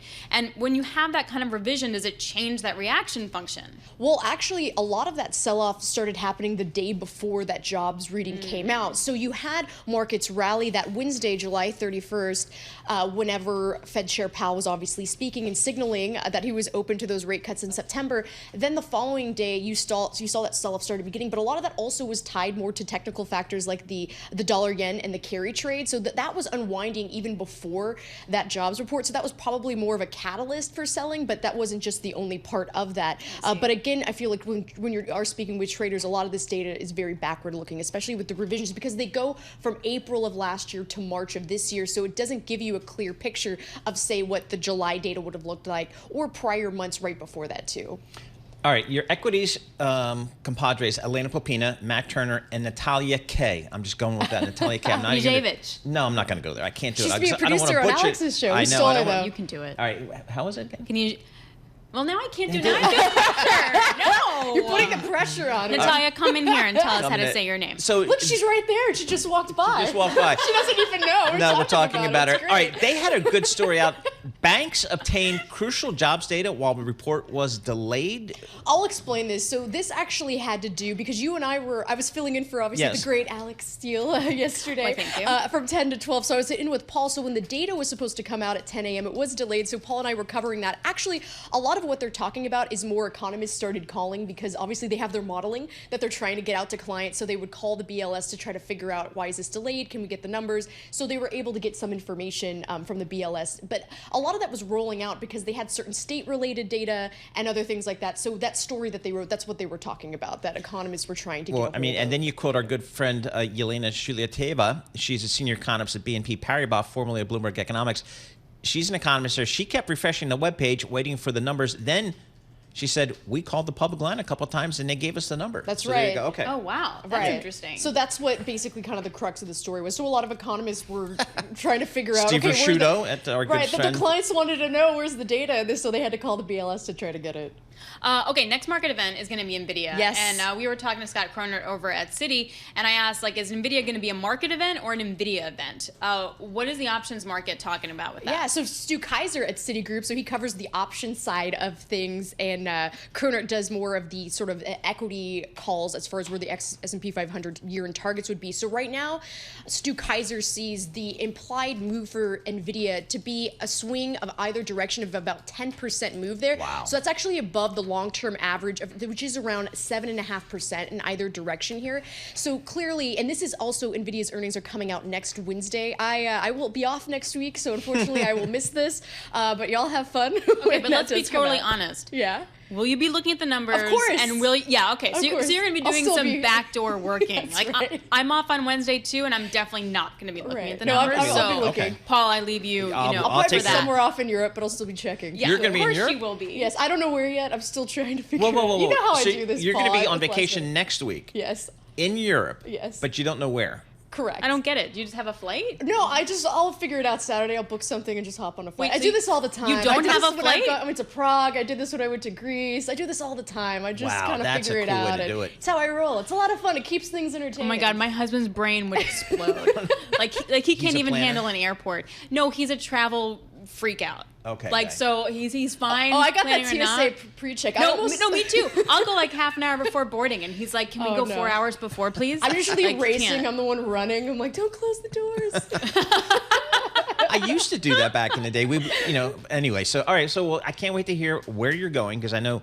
Are we thinking? Do you have any idea? Are we doing Rome? We doing Paris? I was thinking maybe. So I was in Italy in May for my birthday. So I'm thinking maybe I go to Spain and Portugal this time around. Portugal. It's gonna be busy though. There's gonna be a all lot the of kids are people, going to but Barcelona. That's right. It sounds like a good time. Wait, hold on. And I have a special guest in here. Get over here, Natalia. So Okay. we were talking about how to say your last name. Paul won't do it, I won't and then do I it. got put on the spot, and it was horrible, and I got upset. Go, get in there. Kunjevich. Kunjevich. Wow. So I definitely have been saying it wrong, but at least I tried. Kunjevich. No, one more time. Come on. Kunjevich. There you go. Kunjevich. You guys had a great story yesterday on this whole, letting the data go. So we appreciate that. All right, Jessman, thank you so much. I can pronounce that name. Jessman going to be in Europe next week. We don't know where, but we'll find out together, I guess. Jessman, Bloomberg News. With our news in New York City, here's Michael Barr. Thank you very much, Paul, Alex, and Lisa. Tonight, Kamala Harris will close out the Democratic National Convention in Chicago. Last night, Minnesota Governor Tim Walz officially accepted the vice presidential nomination. The former high school teacher used his football coaching background to motivate the crowd. Let me finish with this, team. It's the fourth quarter. We're down a field goal. But we're on offense and we've got the ball. We're driving down the field. Former President Trump and his running mate, Ohio Senator J.D. Vance, rallied supporters in North Carolina. The topic of Trump's speech, national security. During his remarks, Trump pledged to ban gender-affirming care in the military. If you want to have a sex change or a social justice seminar, then you can do it somewhere else, but you're not going to do it in the Army, Navy, Coast Guard, Air Force, Space Force, or the United States Marines. Sorry. This was also Trump's first outdoor rally since the shooting in Butler, Pennsylvania, the Secret Service installing bulletproof glass around Trump. The Italian Coast Guard said today the body of British tech magnate Mike Lynch is among those recovered off the coast of Sicily from the wreckage of a super yacht. The bodies of Lynch and 4 others were recovered by rescue crews. 1 woman remains missing. British-flagged yacht, whose builders had called it unsinkable, went down in a storm early Monday as it was moored about a half a mile offshore. Civil protection officials said they believe the ship was struck by a waterspout and sank quickly. 15 of the 22 people aboard survived. Key mediator Egypt is expressing skepticism about the proposal meant to bridge gaps in ceasefire talks between Israel and Hamas. The White House says President Joe Biden spoke with Israeli Prime Minister Benjamin Netanyahu yesterday, but no immediate details on what was said. Global news 24 hours a day and whenever you want it with Bloomberg News Now. I'm Michael Barr, and this is Bloomberg. Paul, Alex, Lisa. All right, Michael Barr, thank you so much. We appreciate it. Alex, I have no idea what to make of this story, but members of Wal-Mart Plus will soon get discounted meals at Burger King.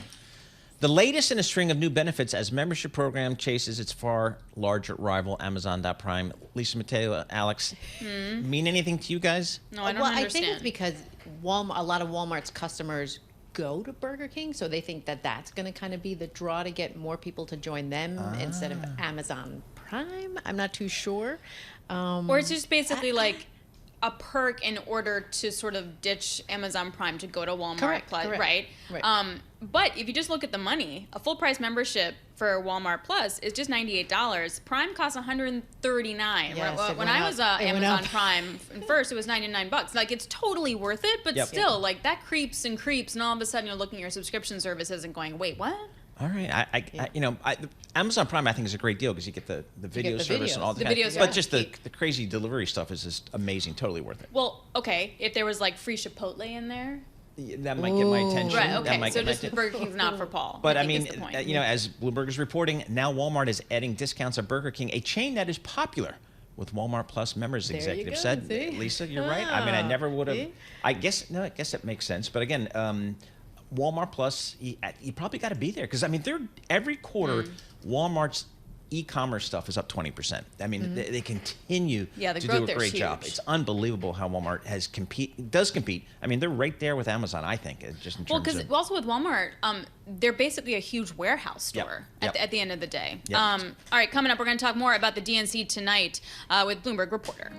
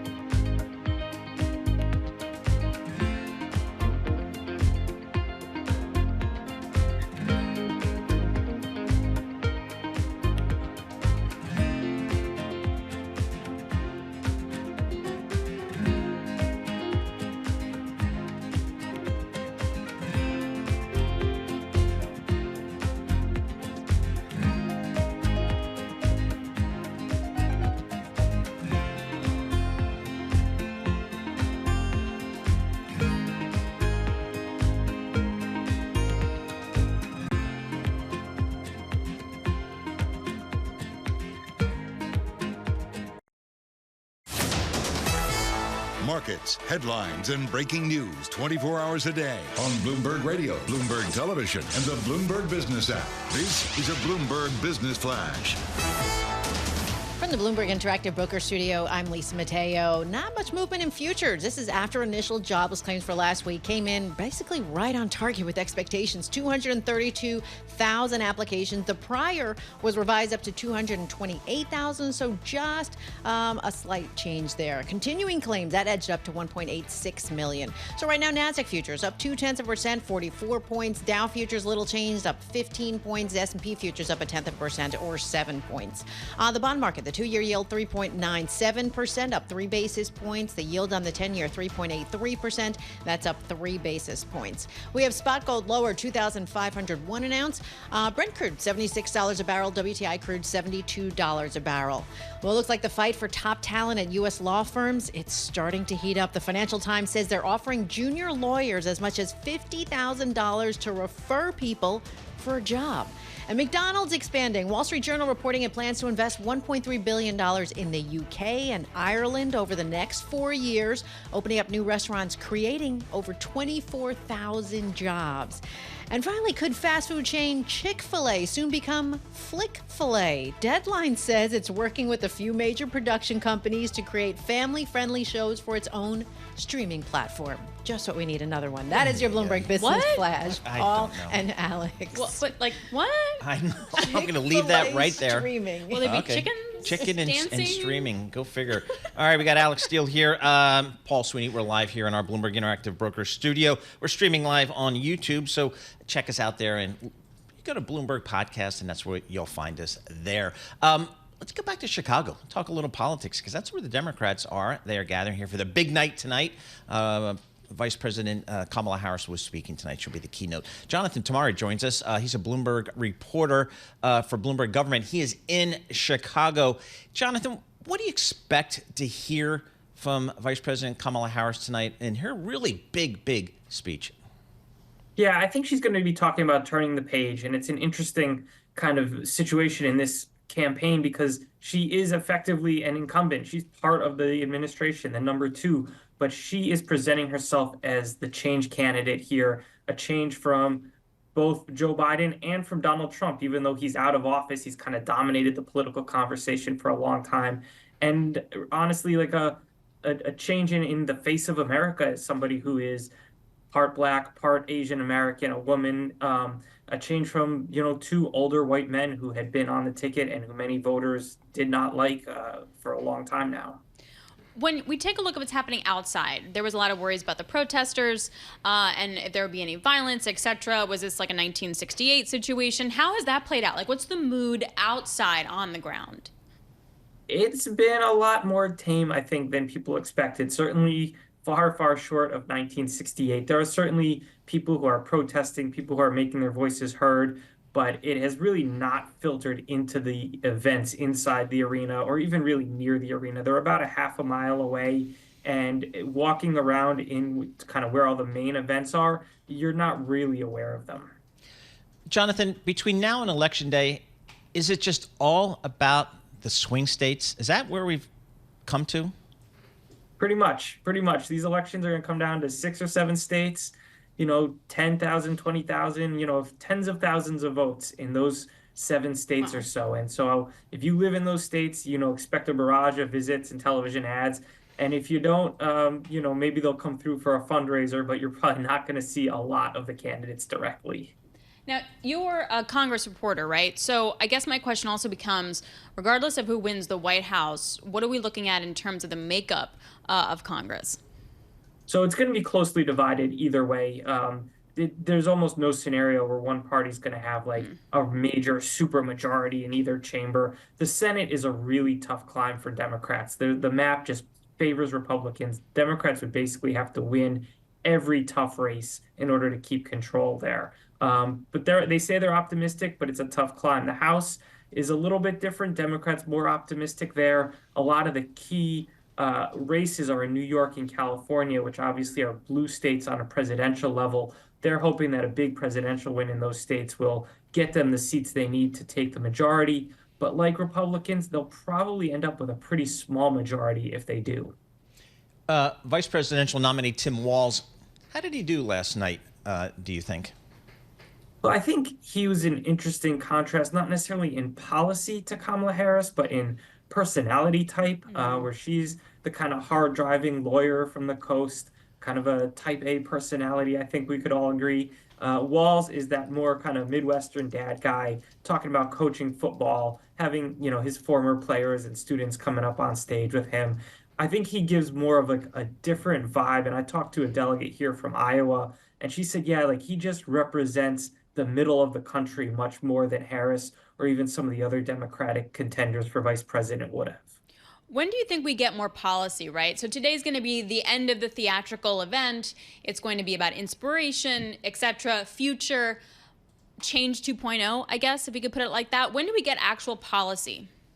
I don't know how much we're going to get, to be honest with you. I think that candidates have realized that elections are much more decided on feeling and gut and vibes and kind of who do you relate to on a personal level, more than voters looking at, writing down all their policies and checking boxes about who fits which policy for them. I think voters tend to pick the candidate they like and then suit their policies to fit what that candidate is offering. So I don't think either party sees a huge upside in going deep on policy. It brings a tax, and I don't think it actually attracts that many voters, which I think is unfortunate. We should know what these folks are planning to do, but I think politically they're not going to offer a whole lot. Jonathan, when you talk to folks in Chicago, how do they expect former President Trump will conduct the campaign between now and Election Day? Well, it depends who you talk to. Republicans want him to focus on policy. They want him to say, look at all the liberal positions Kamala Harris took, especially when she ran for president in 2020, and some of the things she said about Medicare and the Green New Deal and policing that they think are very unpopular still. Trump himself has focused more on personal attacks, questioning her racial identity, raising false insinuations about that, questioning her intelligence. And Republican consultants don't think that's a winning message. The issue is Trump is Trump. He has always kind of focused on the personal. And so I think that's where the expectation is, unless he maybe sees himself slipping in the polls and changes course. But he has not really shown a lot of inclination to do that in his time on the national stage. Yeah, last question here.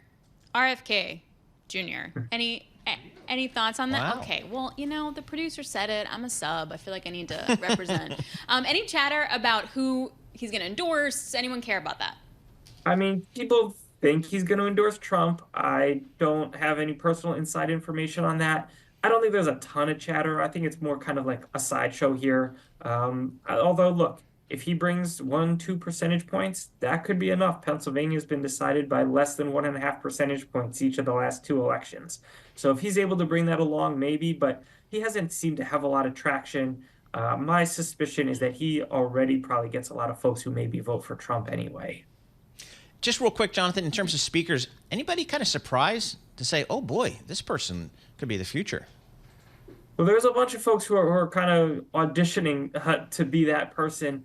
One person, I think, who made an impression, well, I think obviously Pete Buttigieg, he's not a surprise person. But some of the younger folks, people like Jasmine Crockett, Congresswoman from Texas, kind of made her mark on a viral kind of insult fest with Marjorie Taylor Greene and got a big state moment out here. Congressman Andy Kim from New Jersey also is going to be likely the next senator from New Jersey. Has a really interesting personal story and will be the first Asian American senator from New Jersey. It was interesting to see him get a big time speaking slot last night as well. All right, very good. Jonathan Tamari, thanks so much for joining us. Jonathan Tamari, he's a reporter for Bloomberg Government. He is in Chicago, we think at a youth hostel, right? Is that kind of our thinking at the moment? I was just saying that the backdrop, what hotel room is that? Guys, the top lighting is terrible. Let's at least paint a wall that's not so horribly white. Yeah, these are real reporters. These are gumshoe kind of guys. They don't think about TV and kind of lighting and all that kind of stuff. They're just reporters. I'm not dissing him. I'm dissing the lighting people in this hotel and the wall color and this dark I bet it's mahogany tough to get a wood hotel room and in Chicago these days with the convention in town. just Airbnb at that point. Anyway. Exactly. But we support your reporting, Jonathan. Yes, we Don't report worry. Jonathan's reporting. We support him saving Bloomberg some money by going to the youth hostel in Center City, Chicago. S&P 500 up 11 points, the Dow up 30 points, and NASDAQ up 64 points. This is Bloomberg.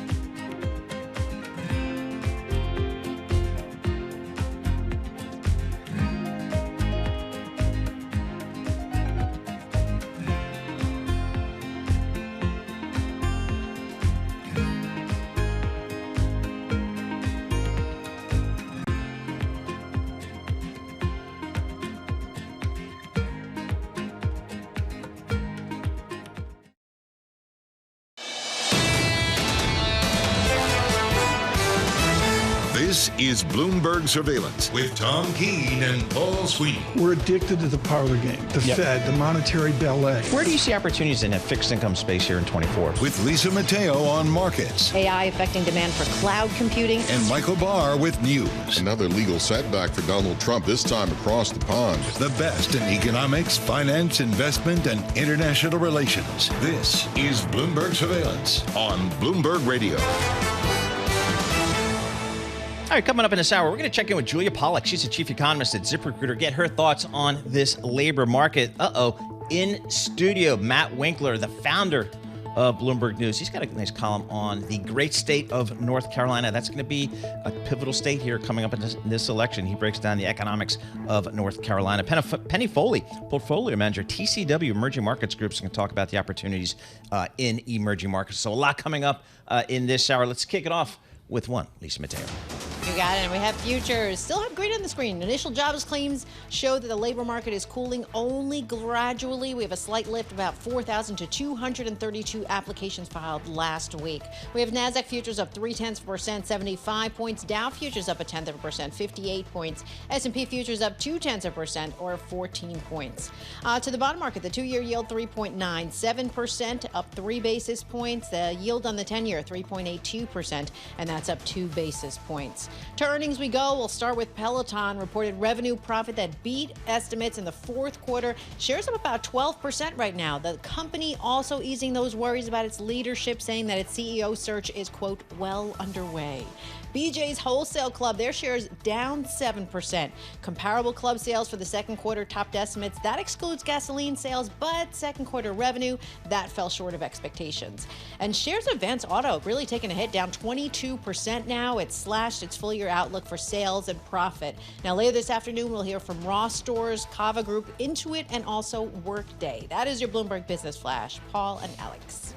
All right, Lisa Mateo, thank you so much. We appreciate it. Alix Steel sitting in for Tom Keene. He's out at Jackson Hole doing what? We don't know. He's going to be reporting on the Jackson Hole Symposium. We're going to hear from Fed Chairman Jay Powell tomorrow. Lisa Abramowitz, Michael McKee, Tom Keene are going to have special programming tomorrow, live tomorrow morning from Jackson Hole, so that'll be good. But we'll hear from Tom this morning to see what's happening out there. Right? Like, how does he bring the Carlisle cocktail to Jackson Hole, Wyoming, to the, what was it, the $1 cowboy bar thing. Or $1 million cowboy bar. I Yes. mean, can you do that? Can you bring the Carlisle there? If anybody can do it, Tom Keene can do it. He's got Lisa there. He's got Michael McKee. So I think we've got the A-team out there, surveillance, bringing you the latest from Jackson Hole. Let's talk about this labor market here. We had unemployment tick up to 4.3%. The folks tell me that's still good. Don't get too worried, but it's definitely up from where we were 3.4%, just maybe 9, 10, 12 months ago. Julia Pollak joins us. She's the chief economist at ZipRecruiter. And if anybody has their finger on the pulse of this labor market, it's the good folks at ZipRecruiter. Julia, what's your view here of this U.S. labor market? Well, the momentum is the issue. In 2018, 2019, when unemployment was around this level, it was coming down. And of course, right before the pandemic, it was just 3.7%. So in a very short time, it has broken that level and continued to rise. And the problem with unemployment is when it rises a little bit, or at least sufficiently, it tends to rise more in the coming months. It sets off a little bit of a cycle. And that is what we don't want to see. Right. So clearly monetary policy is too tight. Right, so it's like a little bit can eventually go a long way, in essence, when Yes. the U3 rate starts to rise. So what kind of labor do companies want? So they call you and they're like, hey, I need help finding these workers. What are those workers? So what a lot of employers are saying right now is, we have lots of openings, we have lots of things we want to do, we have lots of growth plans, but we think we'll hire more in the back half of the year. And that's code for when interest rates come down. Like, we're looking at the things we want to do, and they don't pencil out right now with such prohibitively high credit costs. And that's what companies have been saying for quite a while. I think many of them hoped that interest rates would start normalizing sooner. And so this is sort of a lost opportunity economy right now. It's a wait and see economy. In healthcare, in government, in sort of industries that are completely kind of impervious to high interest rates, that are insulated from them, it's still, hiring season, and employers are competing for talent like mad. Healthcare, demand for physicians, nurses assistants, physicians assistants is off the charts and really remains very, very high. But the economy outside of healthcare, the private sector outside of healthcare has been adding very, very few jobs. Its employment has been growing unusually slowly there. And that's because everyone's kind of waiting to see what the Fed's going to do. So yesterday, Julia, we had the economic data about the BLS data being revised down by, I guess, about 800,000 or so. Right. On my 35 years on Wall Street, I never thought that was even an issue. But yesterday, we made a big deal about it. What do you make about it? So I think doing statistics is hard. We can't survey every employee and every employer every month. So we survey a little sample of them. And we have models and assumptions. And then once a year, when we get more comprehensive data, we test those assumptions and adjust them. This is a normal process. I think people are confusing these annual benchmark revisions with the monthly revisions that take place that are usually in the tens of thousands. So people are thinking, wait a second, they usually revise the numbers by 5 or 10,000. What do you mean 800,000? This is a conspiracy. This is terrible. This is unbelievable. There's no crazy business here, no conspiracy. This is something that happens that's pretty normal. In obviously in raw numbers, this is the biggest revision ever. In percentage terms, it's actually, not so much bigger than normal. Under Trump, we had a revision like this of over 400,000. So this is a normal part of the process. And doing statistics is especially hard when the underlying conditions are changing. And right now, the labor market is slowing, and it's slowing pretty rapidly. That's what I tell my daughter when I'm helping her with her math. I was like, numbers are hard. Let's just be This clear. stuff is hard. Numbers are hard. Yeah. So when you talked about the areas of the business cycle that are interested in hiring, et cetera, do you get a sense that there's a delay also because of election uncertainty, either delaying CapEx, delaying hiring, just to see what's going to happen in terms of, say, taxes in the next 6 months? So look, in some industries, if I were to tell you, hey, why don't you go in on with me on an investment in an oil well? You might say, hey, let's just see who wins this election first. Maybe we'd rather want to put our money in a solar field, right? Like, there are some industries where it makes sense to pause investments now and see who gets into power. But in most industries, it's not really going to make much of a difference, frankly. Okay, some policies that Democrats like will raise labor costs incrementally, and some policies that Republicans like will likely, cut taxes. But overall, it's not going to make a huge difference to the company's growth plans and strategy. So no, I think it causes a small delay in certain industries, but not much of an impact other than that. Hey, Julia, we're going to hear from Fed Chairman Jay Powell tomorrow from Jackson Hole. What do you expect to hear? I think he's probably going to spend most of his time talking about what we now think the terminal interest rate, the long-term interest rate should be. And, for a long time, the Fed's projections have that at around 2.5%. It's been creeping up lately, 2.6%, 2.8%. And there are many economists who think that because the United States is just spending like a drunken sailor, that rate has actually gone up. No one wants to hold our debt. A lot of these treasury auctions have been pretty lackluster. And we're probably going to have to offer a higher interest rate for people to hold this stuff going forward, because there's just no discipline in DC and no restraint on either side.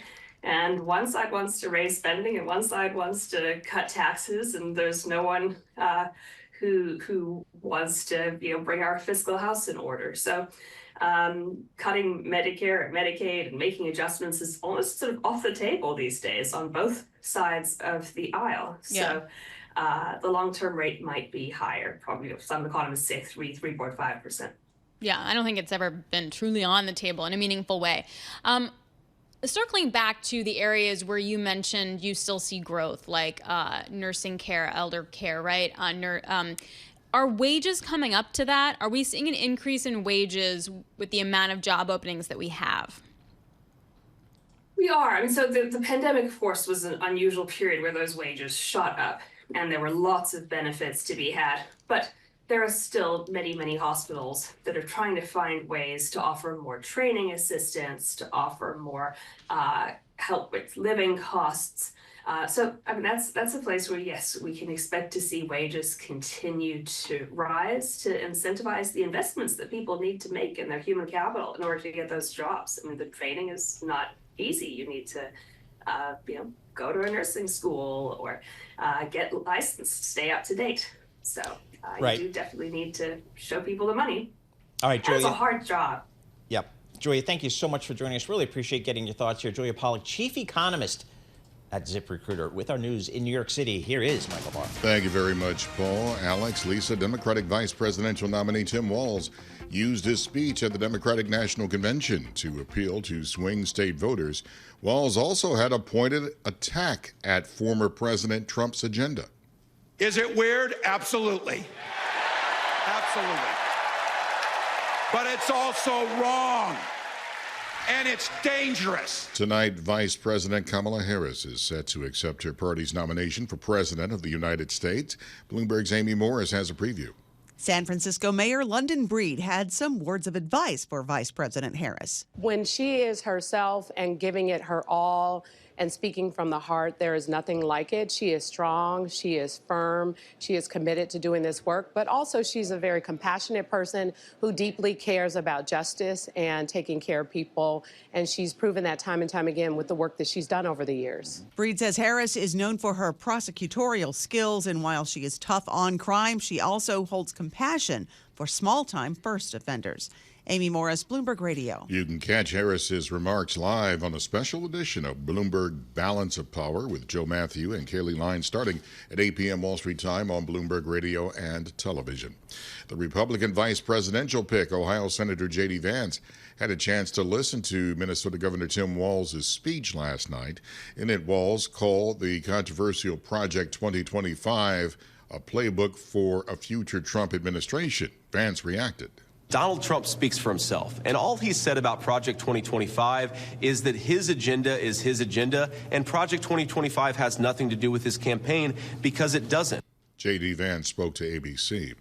The Italian Coast Guard said today the body of British tech magnate Mike Lynch is among those recovered off the coast of Sicily from the wreckage of a super yacht whose builders had called it unsinkable. The yacht went down in a storm early Monday as it was moored about a half a mile offshore. Global news 24 hours a day and whenever you want it. With the Bloomberg News Now, I'm Michael Barr. This is Bloomberg. Paul, Alex, and Lisa. All right, Michael Barr, thank you so much. We appreciate that. Looking at this market, Alex, I mean, look, futures can be looking a little bit positive here. It just kind of is such a difference from, a couple of weeks ago when we had that kind of panicked selling that Monday, certainly that Monday morning. Yeah, and any kind of movers right now we're seeing are very idiosyncratic, like Williams-Sonoma, not doing so great, down by about 7% pre-market. Well, you guys put the... We did. It's just a pricing thing. They cut their full year revenue forecast, 50% sale, and I'm there, guys. I'm just saying. BJ is also down over 5%. Their full year earnings may fall short of street estimates as well. How about Peloton? What are they? I mean, I'm a big Peloton person, but they missed. They did, but their stock was up because I think their margins were a teeny tiny bit better, and their stock is up by almost 11%. So it's like any bit of non-bad news. Yes, exactly. But it's down 45% year to date. Talk about a pandemic darling there. All right, we're going to have more coming up. This is Bloomberg.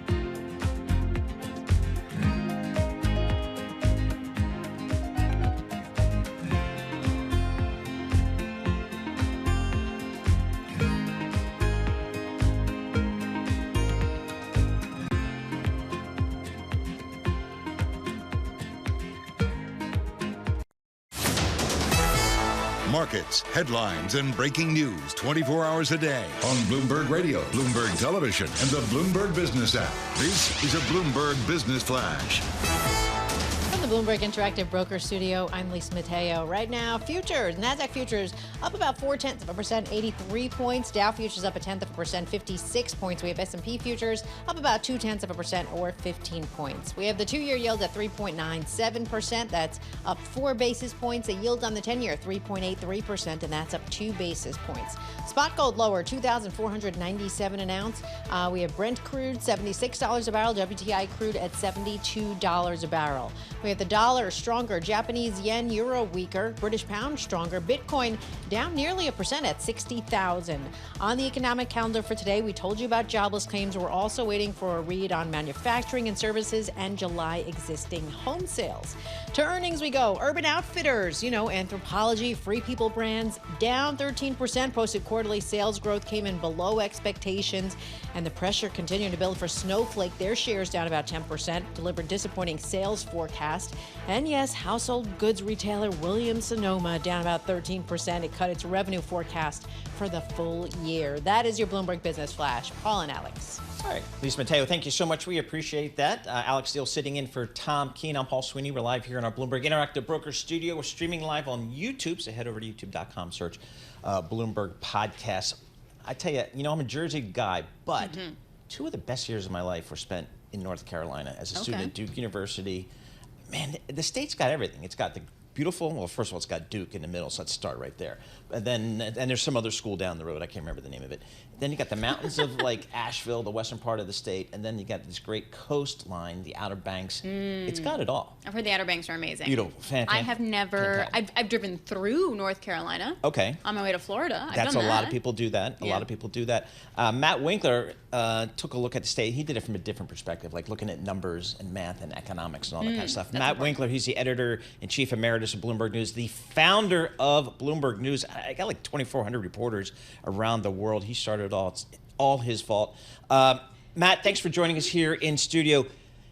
North Carolina is a battleground state, I'm being told. It's important. Talk to us about the economy of North Carolina.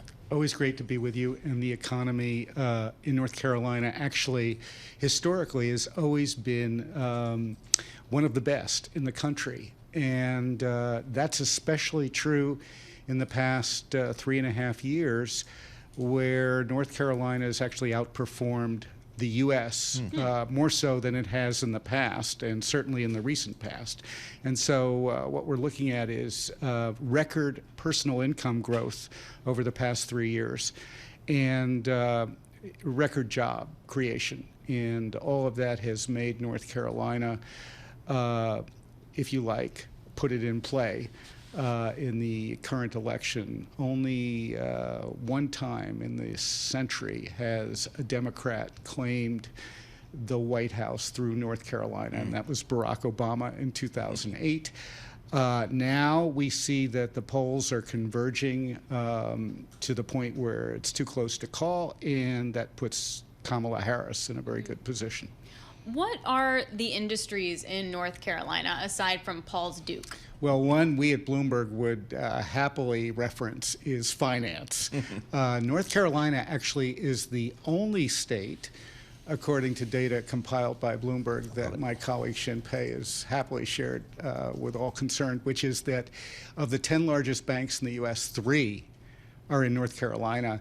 Really? And no state has that, by the way, not New York, not California.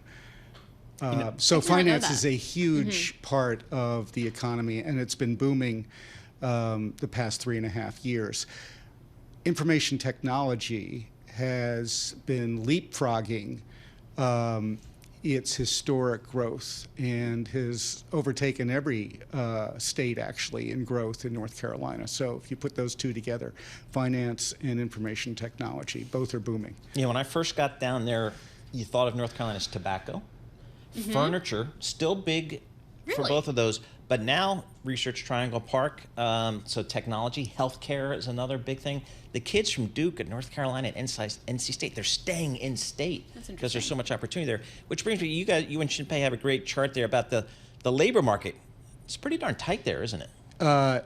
You're talking about an unemployment rate last year that was 3.3%, which is the lowest in this century. Wow. You'd have to go back to the last century to find an unemployment rate that was lower. And a lot of that has to do with actually a lot of things that have come together legislatively for North Carolina. You've had, as people may be familiar with, the American Rescue Plan Act of 21, but then there was the Infrastructure Investment and Jobs Act of 21.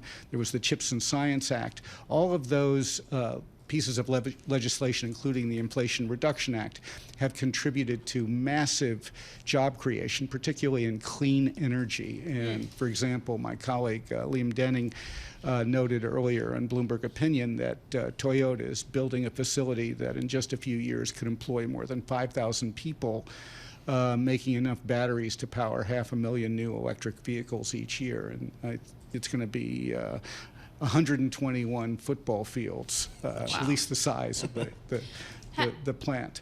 Matt, has all of this resulted in higher incomes for individuals living in the state? Yeah, I mean, that's really it, is that the personal income, which is what we use to measure, is at a record. And that has, just been climbing steadily this year. How about the demographics of the state? It seems like during the pandemic, Matt, we had so much reporting of people leaving New York and other major markets on either coast and going down to the Sun Belt, which has been a long-term story, but it's kind of got accelerated during the pandemic. Has North Carolina been one of those states that's benefited from people kind of leaving? Yeah, that's a long-running story of migration from, if you like, the Middle Atlantic region to North Carolina. And it's still very much a story that is real. And that's why North Carolina has almost 11 million people living there, as the 9th most populous state in the country. And by the way, just 2 decades ago, that wasn't the case. When we talk about the polls and how North Carolina may be in play, do we know why the polls have indicated that Harris now has a chance? What are people thinking and voting on?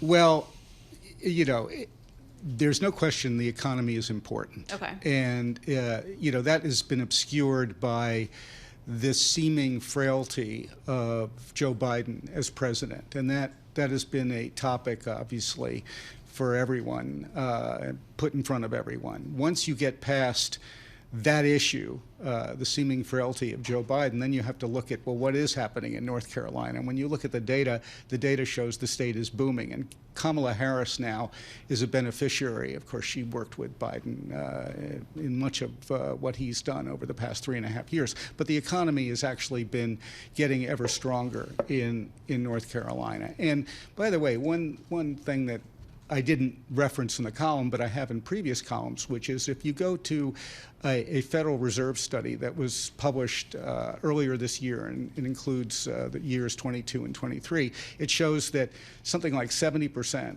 plus Americans are satisfied or comfortable with their own position. Mm-hmm. So that speaks to the underlying economy that probably did not get the attention that it deserved this year because so many people were focused on President Biden's age.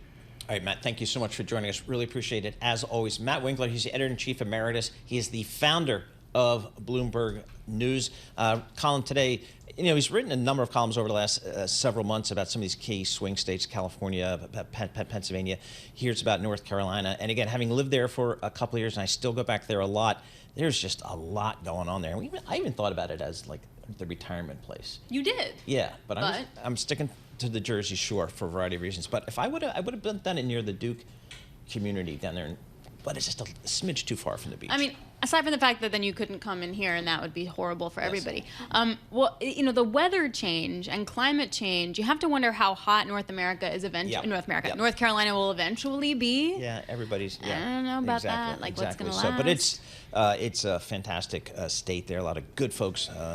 A great barbecue too, by the way, and I think they have some hoops down there as well. S&P futures. We're going to get this market open in just a moment. S&P futures up 15 points. Nasdaq up about 80 points. That's 0.4%. 10-year Treasury yield 3.82% on your Treasury. This is Bloomberg.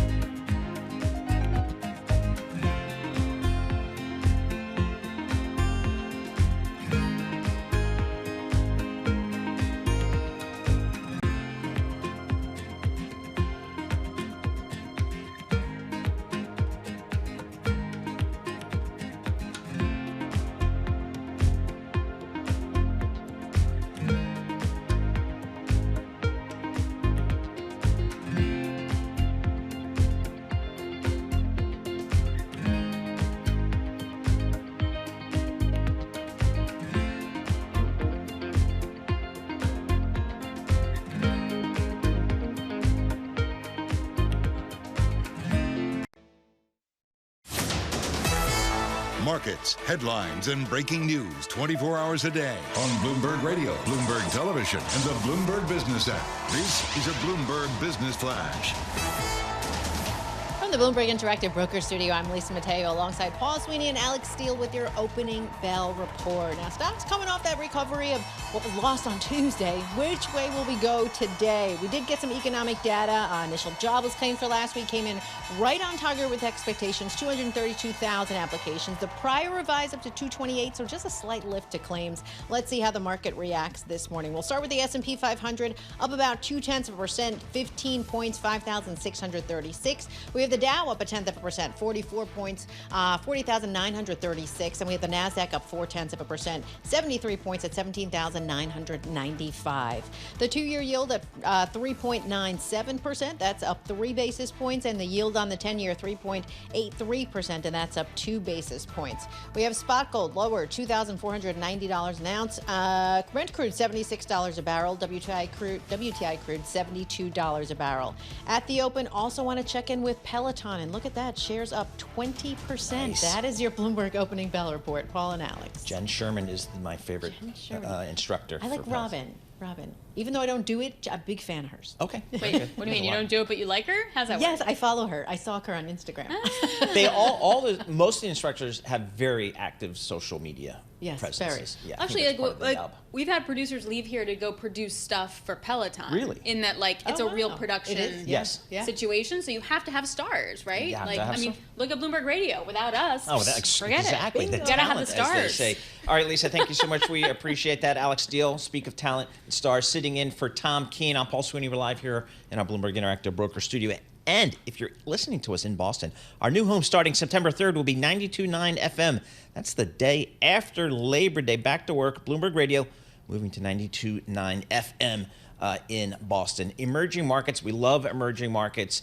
A lot of alpha there for a lot of people if you really pay attention. Somebody who does pay attention to EM is Penny Foley. She's a managing director for emerging markets at this little shop out in LA called TCW. Penny, thanks so much for joining us here. Let me start really at a 30,000 foot level. What do you recommend to people should be a reasonable allocation to emerging markets? A great question. Surprisingly, pretty much to everybody that isn't in EM, EM fixed income represents about 25% or a quarter of the global fixed income universe. And, no one's going to get there anytime soon, I'm pretty sure, although it would be great. But an increase in structural EM allocations from what's estimated today to be sort of 5 to 7% to a low double-digit level, which is more characteristic of the pre-COVID level or the pre-COVID period, is likely the direction of travel once the Fed begins to cut rates, in our view. From a valuation perspective, EM sovereign yields are currently in the 89th percentile relative to the last 10 years, and the 375 basis point spread differential between EM high yield sovereigns and U.S. high yield is in the 95th percentile. So valuations, while spreads aren't overwhelmingly compelling, certainly yields and relative spreads are. And EM dedicated funds have seen an aggregate outflow about $150 billion over the last 2 or 3 years. So dedicated positioning is pretty light. That said, new issues year to date have been oversubscribed by about 2 to 3 times, so indicating substantial demand from crossovers, which we think are largely global investors who are seeing better value in EM than in the balance of the fixed income universe. Is the carry trade still alive and well, and what are investors borrowing to then buy in EM? The carry trade has taken a pretty major hit in the last 3 to 6 months. Carry's great in these markets. The problem you got to worry about is managing currency volatility.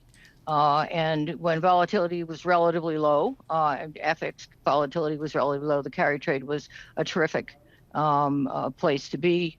As volatility has increased, and while VIX has come down a lot, the currency VIX is still pretty elevated.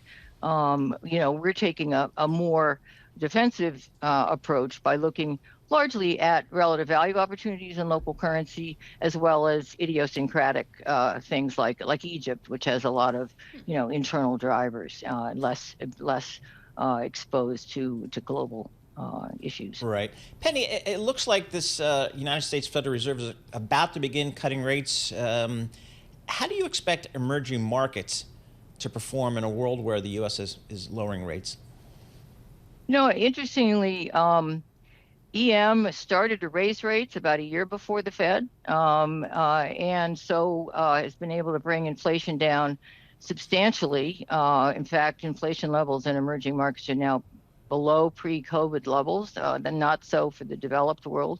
And financial resilience has increased substantially since a taper tantrum in 2013. Much better macroeconomic policies, significantly stronger current account balances, and that, as you'll remember, is a pretty big source of stress for EM. Now we're talking about emerging markets which had significantly negative external balances now actually have positive external balances, and we expect that to continue over the next couple of years. So they perform really pretty well in this higher rate environment, and we think they will continue to perform well as U.S. rates come down. Essentially, a lot of EM central banks, which started lowering rates because of the significant disinflation, had to stop to wait till the Fed began to make a move. And I think when the Fed does start cutting, which we expect will happen relatively soon, that'll enable local central banks to look at local issues rather than global issues and begin, and restart their own interest rate reduction cycle. So we think it's an environment in which in which EM ought to do pretty well. I mean, there's always the question of why are they lowering rates? Are they lowering rates because they can? Right. So in a soft landing scenario, or because they have to, because things have gotten out of hand and we're headed directly to a recessionary kind of environment. Even in the case of a recession, however, EM is reasonably well situated. EM growth is expected to exceed U.S. growth this year and next by a wider spread than we've seen in the last decade. Upside growth surprises in DM are obviously fading. U.S. growth is holding up pretty well. And as I said, financial resilience has increased significantly.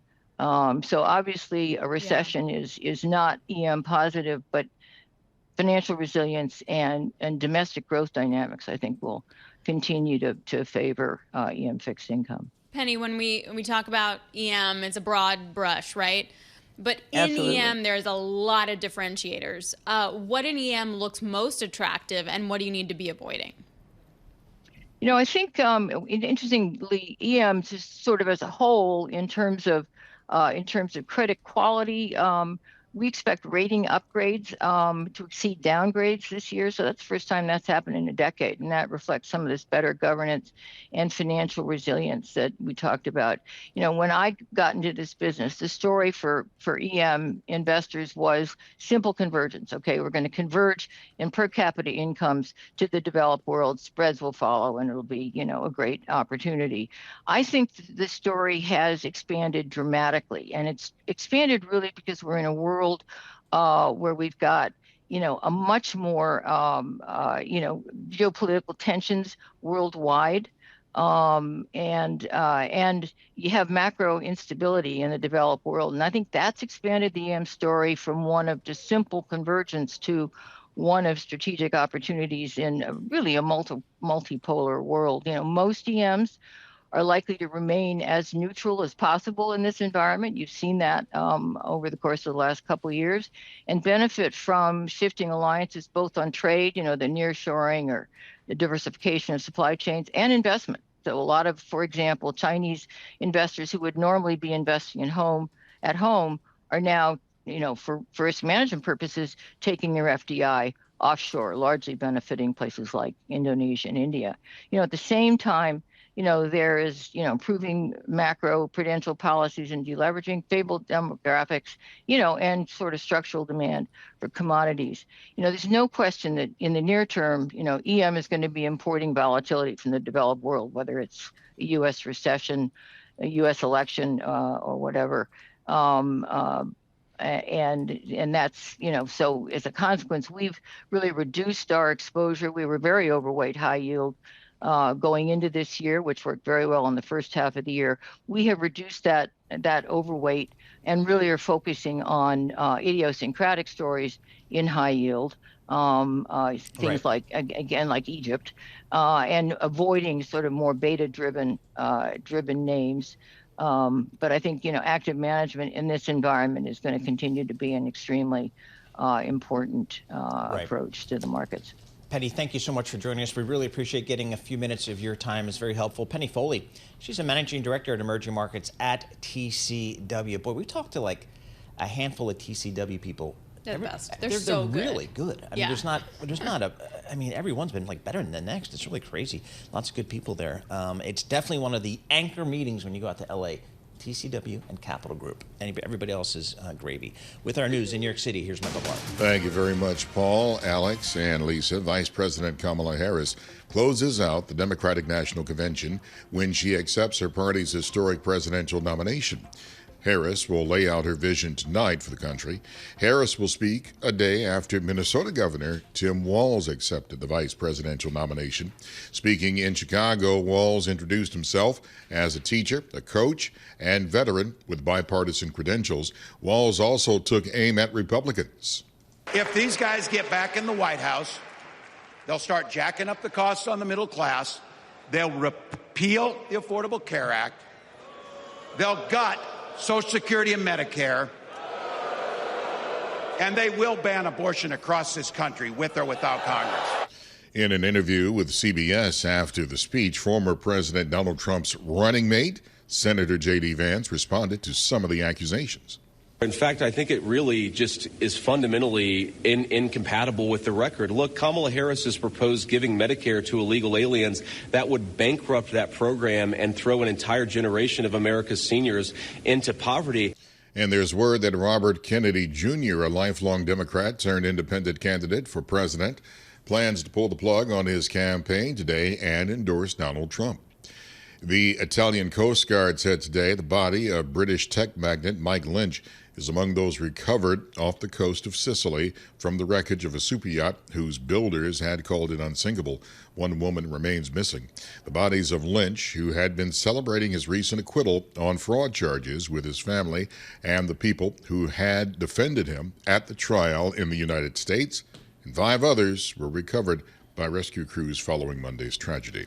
Both of Canada's major freight railroads have come to a full stop because of a contract dispute with their workers, an impasse that could bring significant economic harm to businesses and consumers in Canada and the U.S. if the trains don't resume running soon. Global news 24 hours a day and whenever you want it with Bloomberg News Now. I'm Michael Barr. This is Bloomberg. Paul, Alex, Lisa. Hi, Michael Barr. Thank you so much. We appreciate it. Jackson Hole, Tom Keene, Lisa Abramowitz, Michael McKee. They're going to have a special edition of Bloomberg Surveillance featuring Tom Keene and Lisa Abramowitz live from Jackson Hole tomorrow starting at 9 a.m. Eastern on Bloomberg Radio and Television. That's going to be pretty cool. Very much looking forward to that. Paul and I will be here, though, from 7 to 9, taking you through until the special, and then back again at 11. So don't worry, we'll still be here. Oh, so we get 2 hours off, but then we come back. Correct. Got it. Yeah, all right. So you have to delay that whole beach thing. But, delay that whole it'll beach definitely thing. happen. Yep, exactly. And, we're going to talk to Tom next. Right. You know what my question is going to be? What? $1 Million bar, baby. Cowboy bar. Cowboy bar. What do you get when you go to the $1 Million Cowboy That's Bar what in I'm Jackson? gonna ask. Okay, very like, good. Do you get the cocktail? What's his favorite cocktail of choice again? I'm going to say a gimlet or something along those lines. I'm thinking. He always has a martini glass. So martini glass. Yeah, I know. I knew it was in a It's martini something glass, in but the what's in martini it is glass. different. So What's can in you it? bring that to I the thought bar? it was vodka and tang, but Vodka and tang. That could be a go-to one. But we'll get all that important information in just a couple minutes. We'll check in with Tom Keene. He's out there in Jackson Hole. So he's out there with Michael McKee and Lisa Abramowitz. And we're going to hear from Jay Powell tomorrow. So that'll be the important part of that whole shindig out there in Jackson Hole. We'll have more coming up. This is Bloomberg.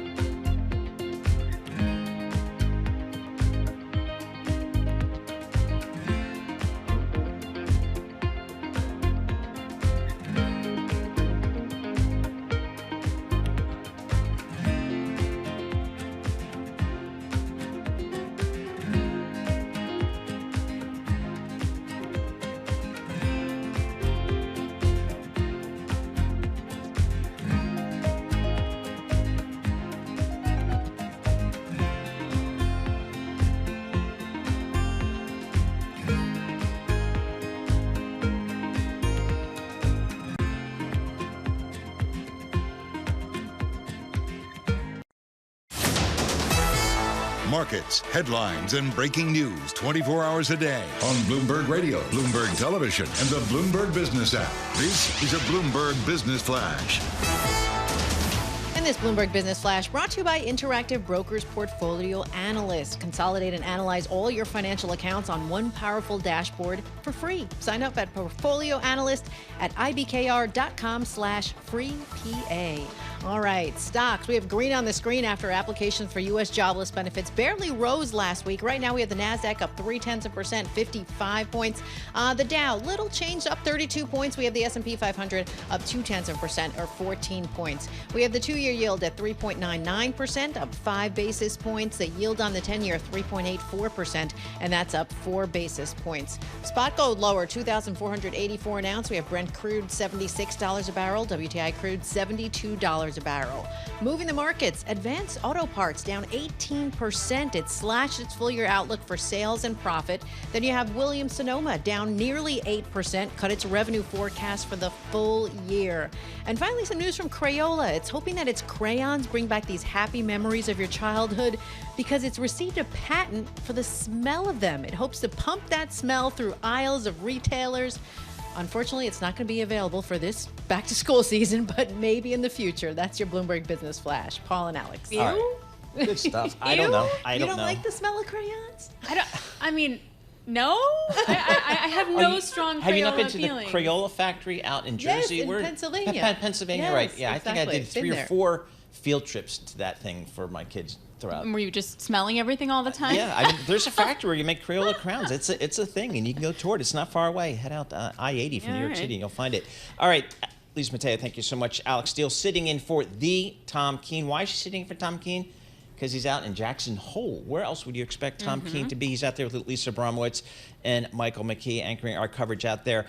Tom, thanks so much for joining us here. I look at your backdrop there, and for those folks on YouTube, you would think it's Photoshopped.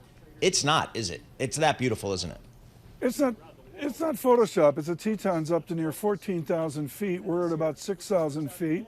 Between me and the Tetons are grizz and elk and trout that Lisa will hit over the head with a paddle when she goes canoeing today. But the big thing is I was in the Pioneer Grill this morning. Nice. And I was having my starter, a Tito's and Tang, we call that. There we go. And I'm in the Pioneer Grill, and there we go. And I'm sitting 10 chairs away from Mr. and Mrs. Powell having their morning huckleberry pancakes. We did the surveillance wave to the chairman.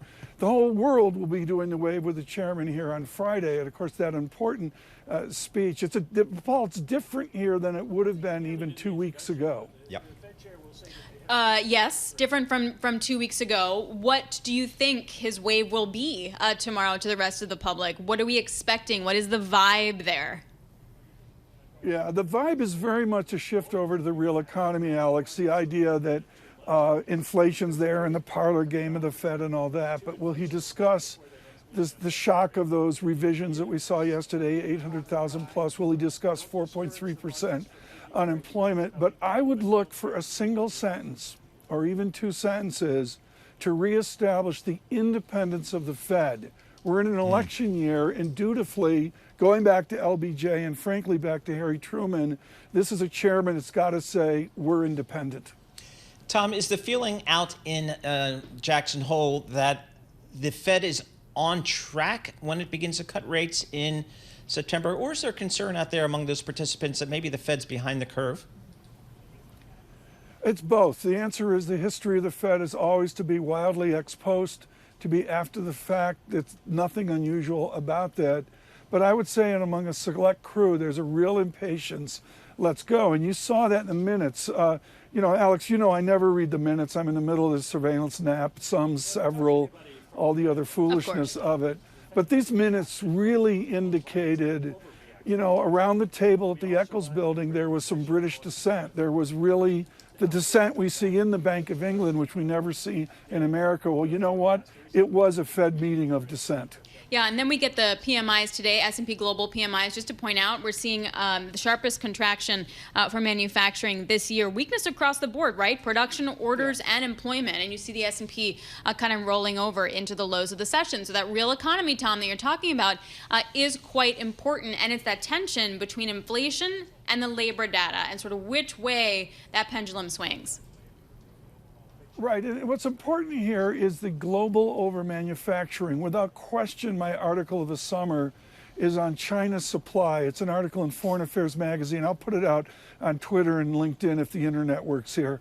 And, I'll get that out. But the basic idea, Paul, is there's just gross over-manufacturing led by China, the conduits through other Pacific Rim nations, even through Mexico, and that is going to be a problem for our viewers and listeners in America. Global oversupply is going to affect the discussion in the markets in America. Tom, is there a sense out there in Jackson Hole that the U.S. economy really is exceptional? Is that a topic there? Are there concerns about other parts of the world? It's a third rail, except there's no trains here. We're in the middle of nowhere. But Paul, that is the third rail. And the answer is around productivity. We had Lachman Achathan of Ekrian the other day, and I think he beautifully said it. Nobody knows. Nobody has a clue other than there's this technology overlay. I sat right here on this lawn 15 years ago and received a lecture from the giant Alan Meltzer of Carnegie Mellon that you have to aggregate statistics. And I would suggest, and you've heard me say this, Paul, not every day, but enough to bore you to death, but I would really suggest that there's not two Americas, but there's 3, 4 Americas. There's an America booming over technology, over productivity. There's also an America that's being left behind. You see that in Wyoming. A lot of the staff people here, they can't afford to live in Jackson. Tell me about the most important part of your trip, the $1 million cowboy bar. Mike McKee said he's already been there. Does the Carlisle translate into the saddles at the bar? No, it doesn't. It's a really different feel. And I sent a hate note to Christine Lagarde. Said to Madame Lagarde, I said, I really need to do the interview on Saturday. All the other bankers wait after Chairman Powell's speech to speak. It's considered rude to do any interviews before the chairman speaks. And so I said, Christine Lagarde last year, we're sitting down to, do a world big interview with the head of the ECB, and I said, the only reason I'm going to the $1 million cowboy bar tonight is because of you in this interview. And she goes, buy me a T-shirt, send it to Frankfurt. I did. Very good. Excellent. All right, Tom Keene, thank you so much for joining us. Tom Keene, of course, he's out there. He's the host of Bloomberg Surveillance on radio and YouTube. You know me, you love him. He's out there in Jackson Hole along with Lisa Bromwitz and Michael McKee. They will be broadcasting tomorrow, 9 a.m. Wall Street time, 9 a.m. to 11. So a special edition of Bloomberg Surveillance out there. And again, Fed Chairman Jay Powell will be speaking tomorrow. That will be highlighting it. Yep, very much looking forward to that. If you take a look at, say, the options market, like how much of a mover is it actually going to be? That's a question that many are looking at as well. The moves in just 7 of the 20 years, is according to Stuart Kaiser over at Citi, the moves can be larger than 1%. We're currently pricing in about 0.9% to the up or downside tomorrow. So it could not be nothing. Right. So if we just back that out, it could be something, okay. I guess. Better exactly. way of phrasing that, whether the equity or the bond market. So thank you for calling out that eco data that just Yes. broke at 9:45. So U.S. manufacturing activity shrank early this month at the fastest pace this year on further weakness in production, orders, and factory employment. The S&P Global Flash August Purchasing Managers Index slid 1.6 points to 48. Readings below 50, as I think we all know, indicate contraction, and the figure was weaker than all estimates in a Bloomberg survey of economists. Doesn't that just give the Fed more ammunition to step up here? But the question obviously is, oh boy, are they a little bit late here? But you look at the services part, and that was higher than estimated, coming in at 55.2. And that's no surprise, right? Manufacturing is rolling over, services still strong, but the strength of the services then becomes a question mark. The ECB account was out this morning, and they specifically targeted at the policy transmission is going longer in the services sector, and that core needs services disinflation for them to really continue then to cut. So does the services data at this point hold the Fed back? That's a good point, because, you look at here, again, this U.S. economy, as we all know, is approximately 70% services. Services did come in better than expected on PMI, 55.2 versus 54 consensus, 55 last period. So services good. Manufacturing weaker, but the composite, when you put it all together, came in at 54.1, where the expectation was 53.2. So still showing overall growth here. And again, you look at the S&P 500 up about 17 points, the NASDAQ up 80. So there you go. And then I leave you now. You leave me now Toodaloo. because you get ready for your television gig this afternoon. Jess Metten's going to come in. She's pretty good. Yeah, she's great. I can't follow that, so Well, I I leave you don't- in very capable hands. Very good. All right, Alix Steel, thank you very much for joining us here. Coming up, Bloomberg Intelligence. This is Bloomberg.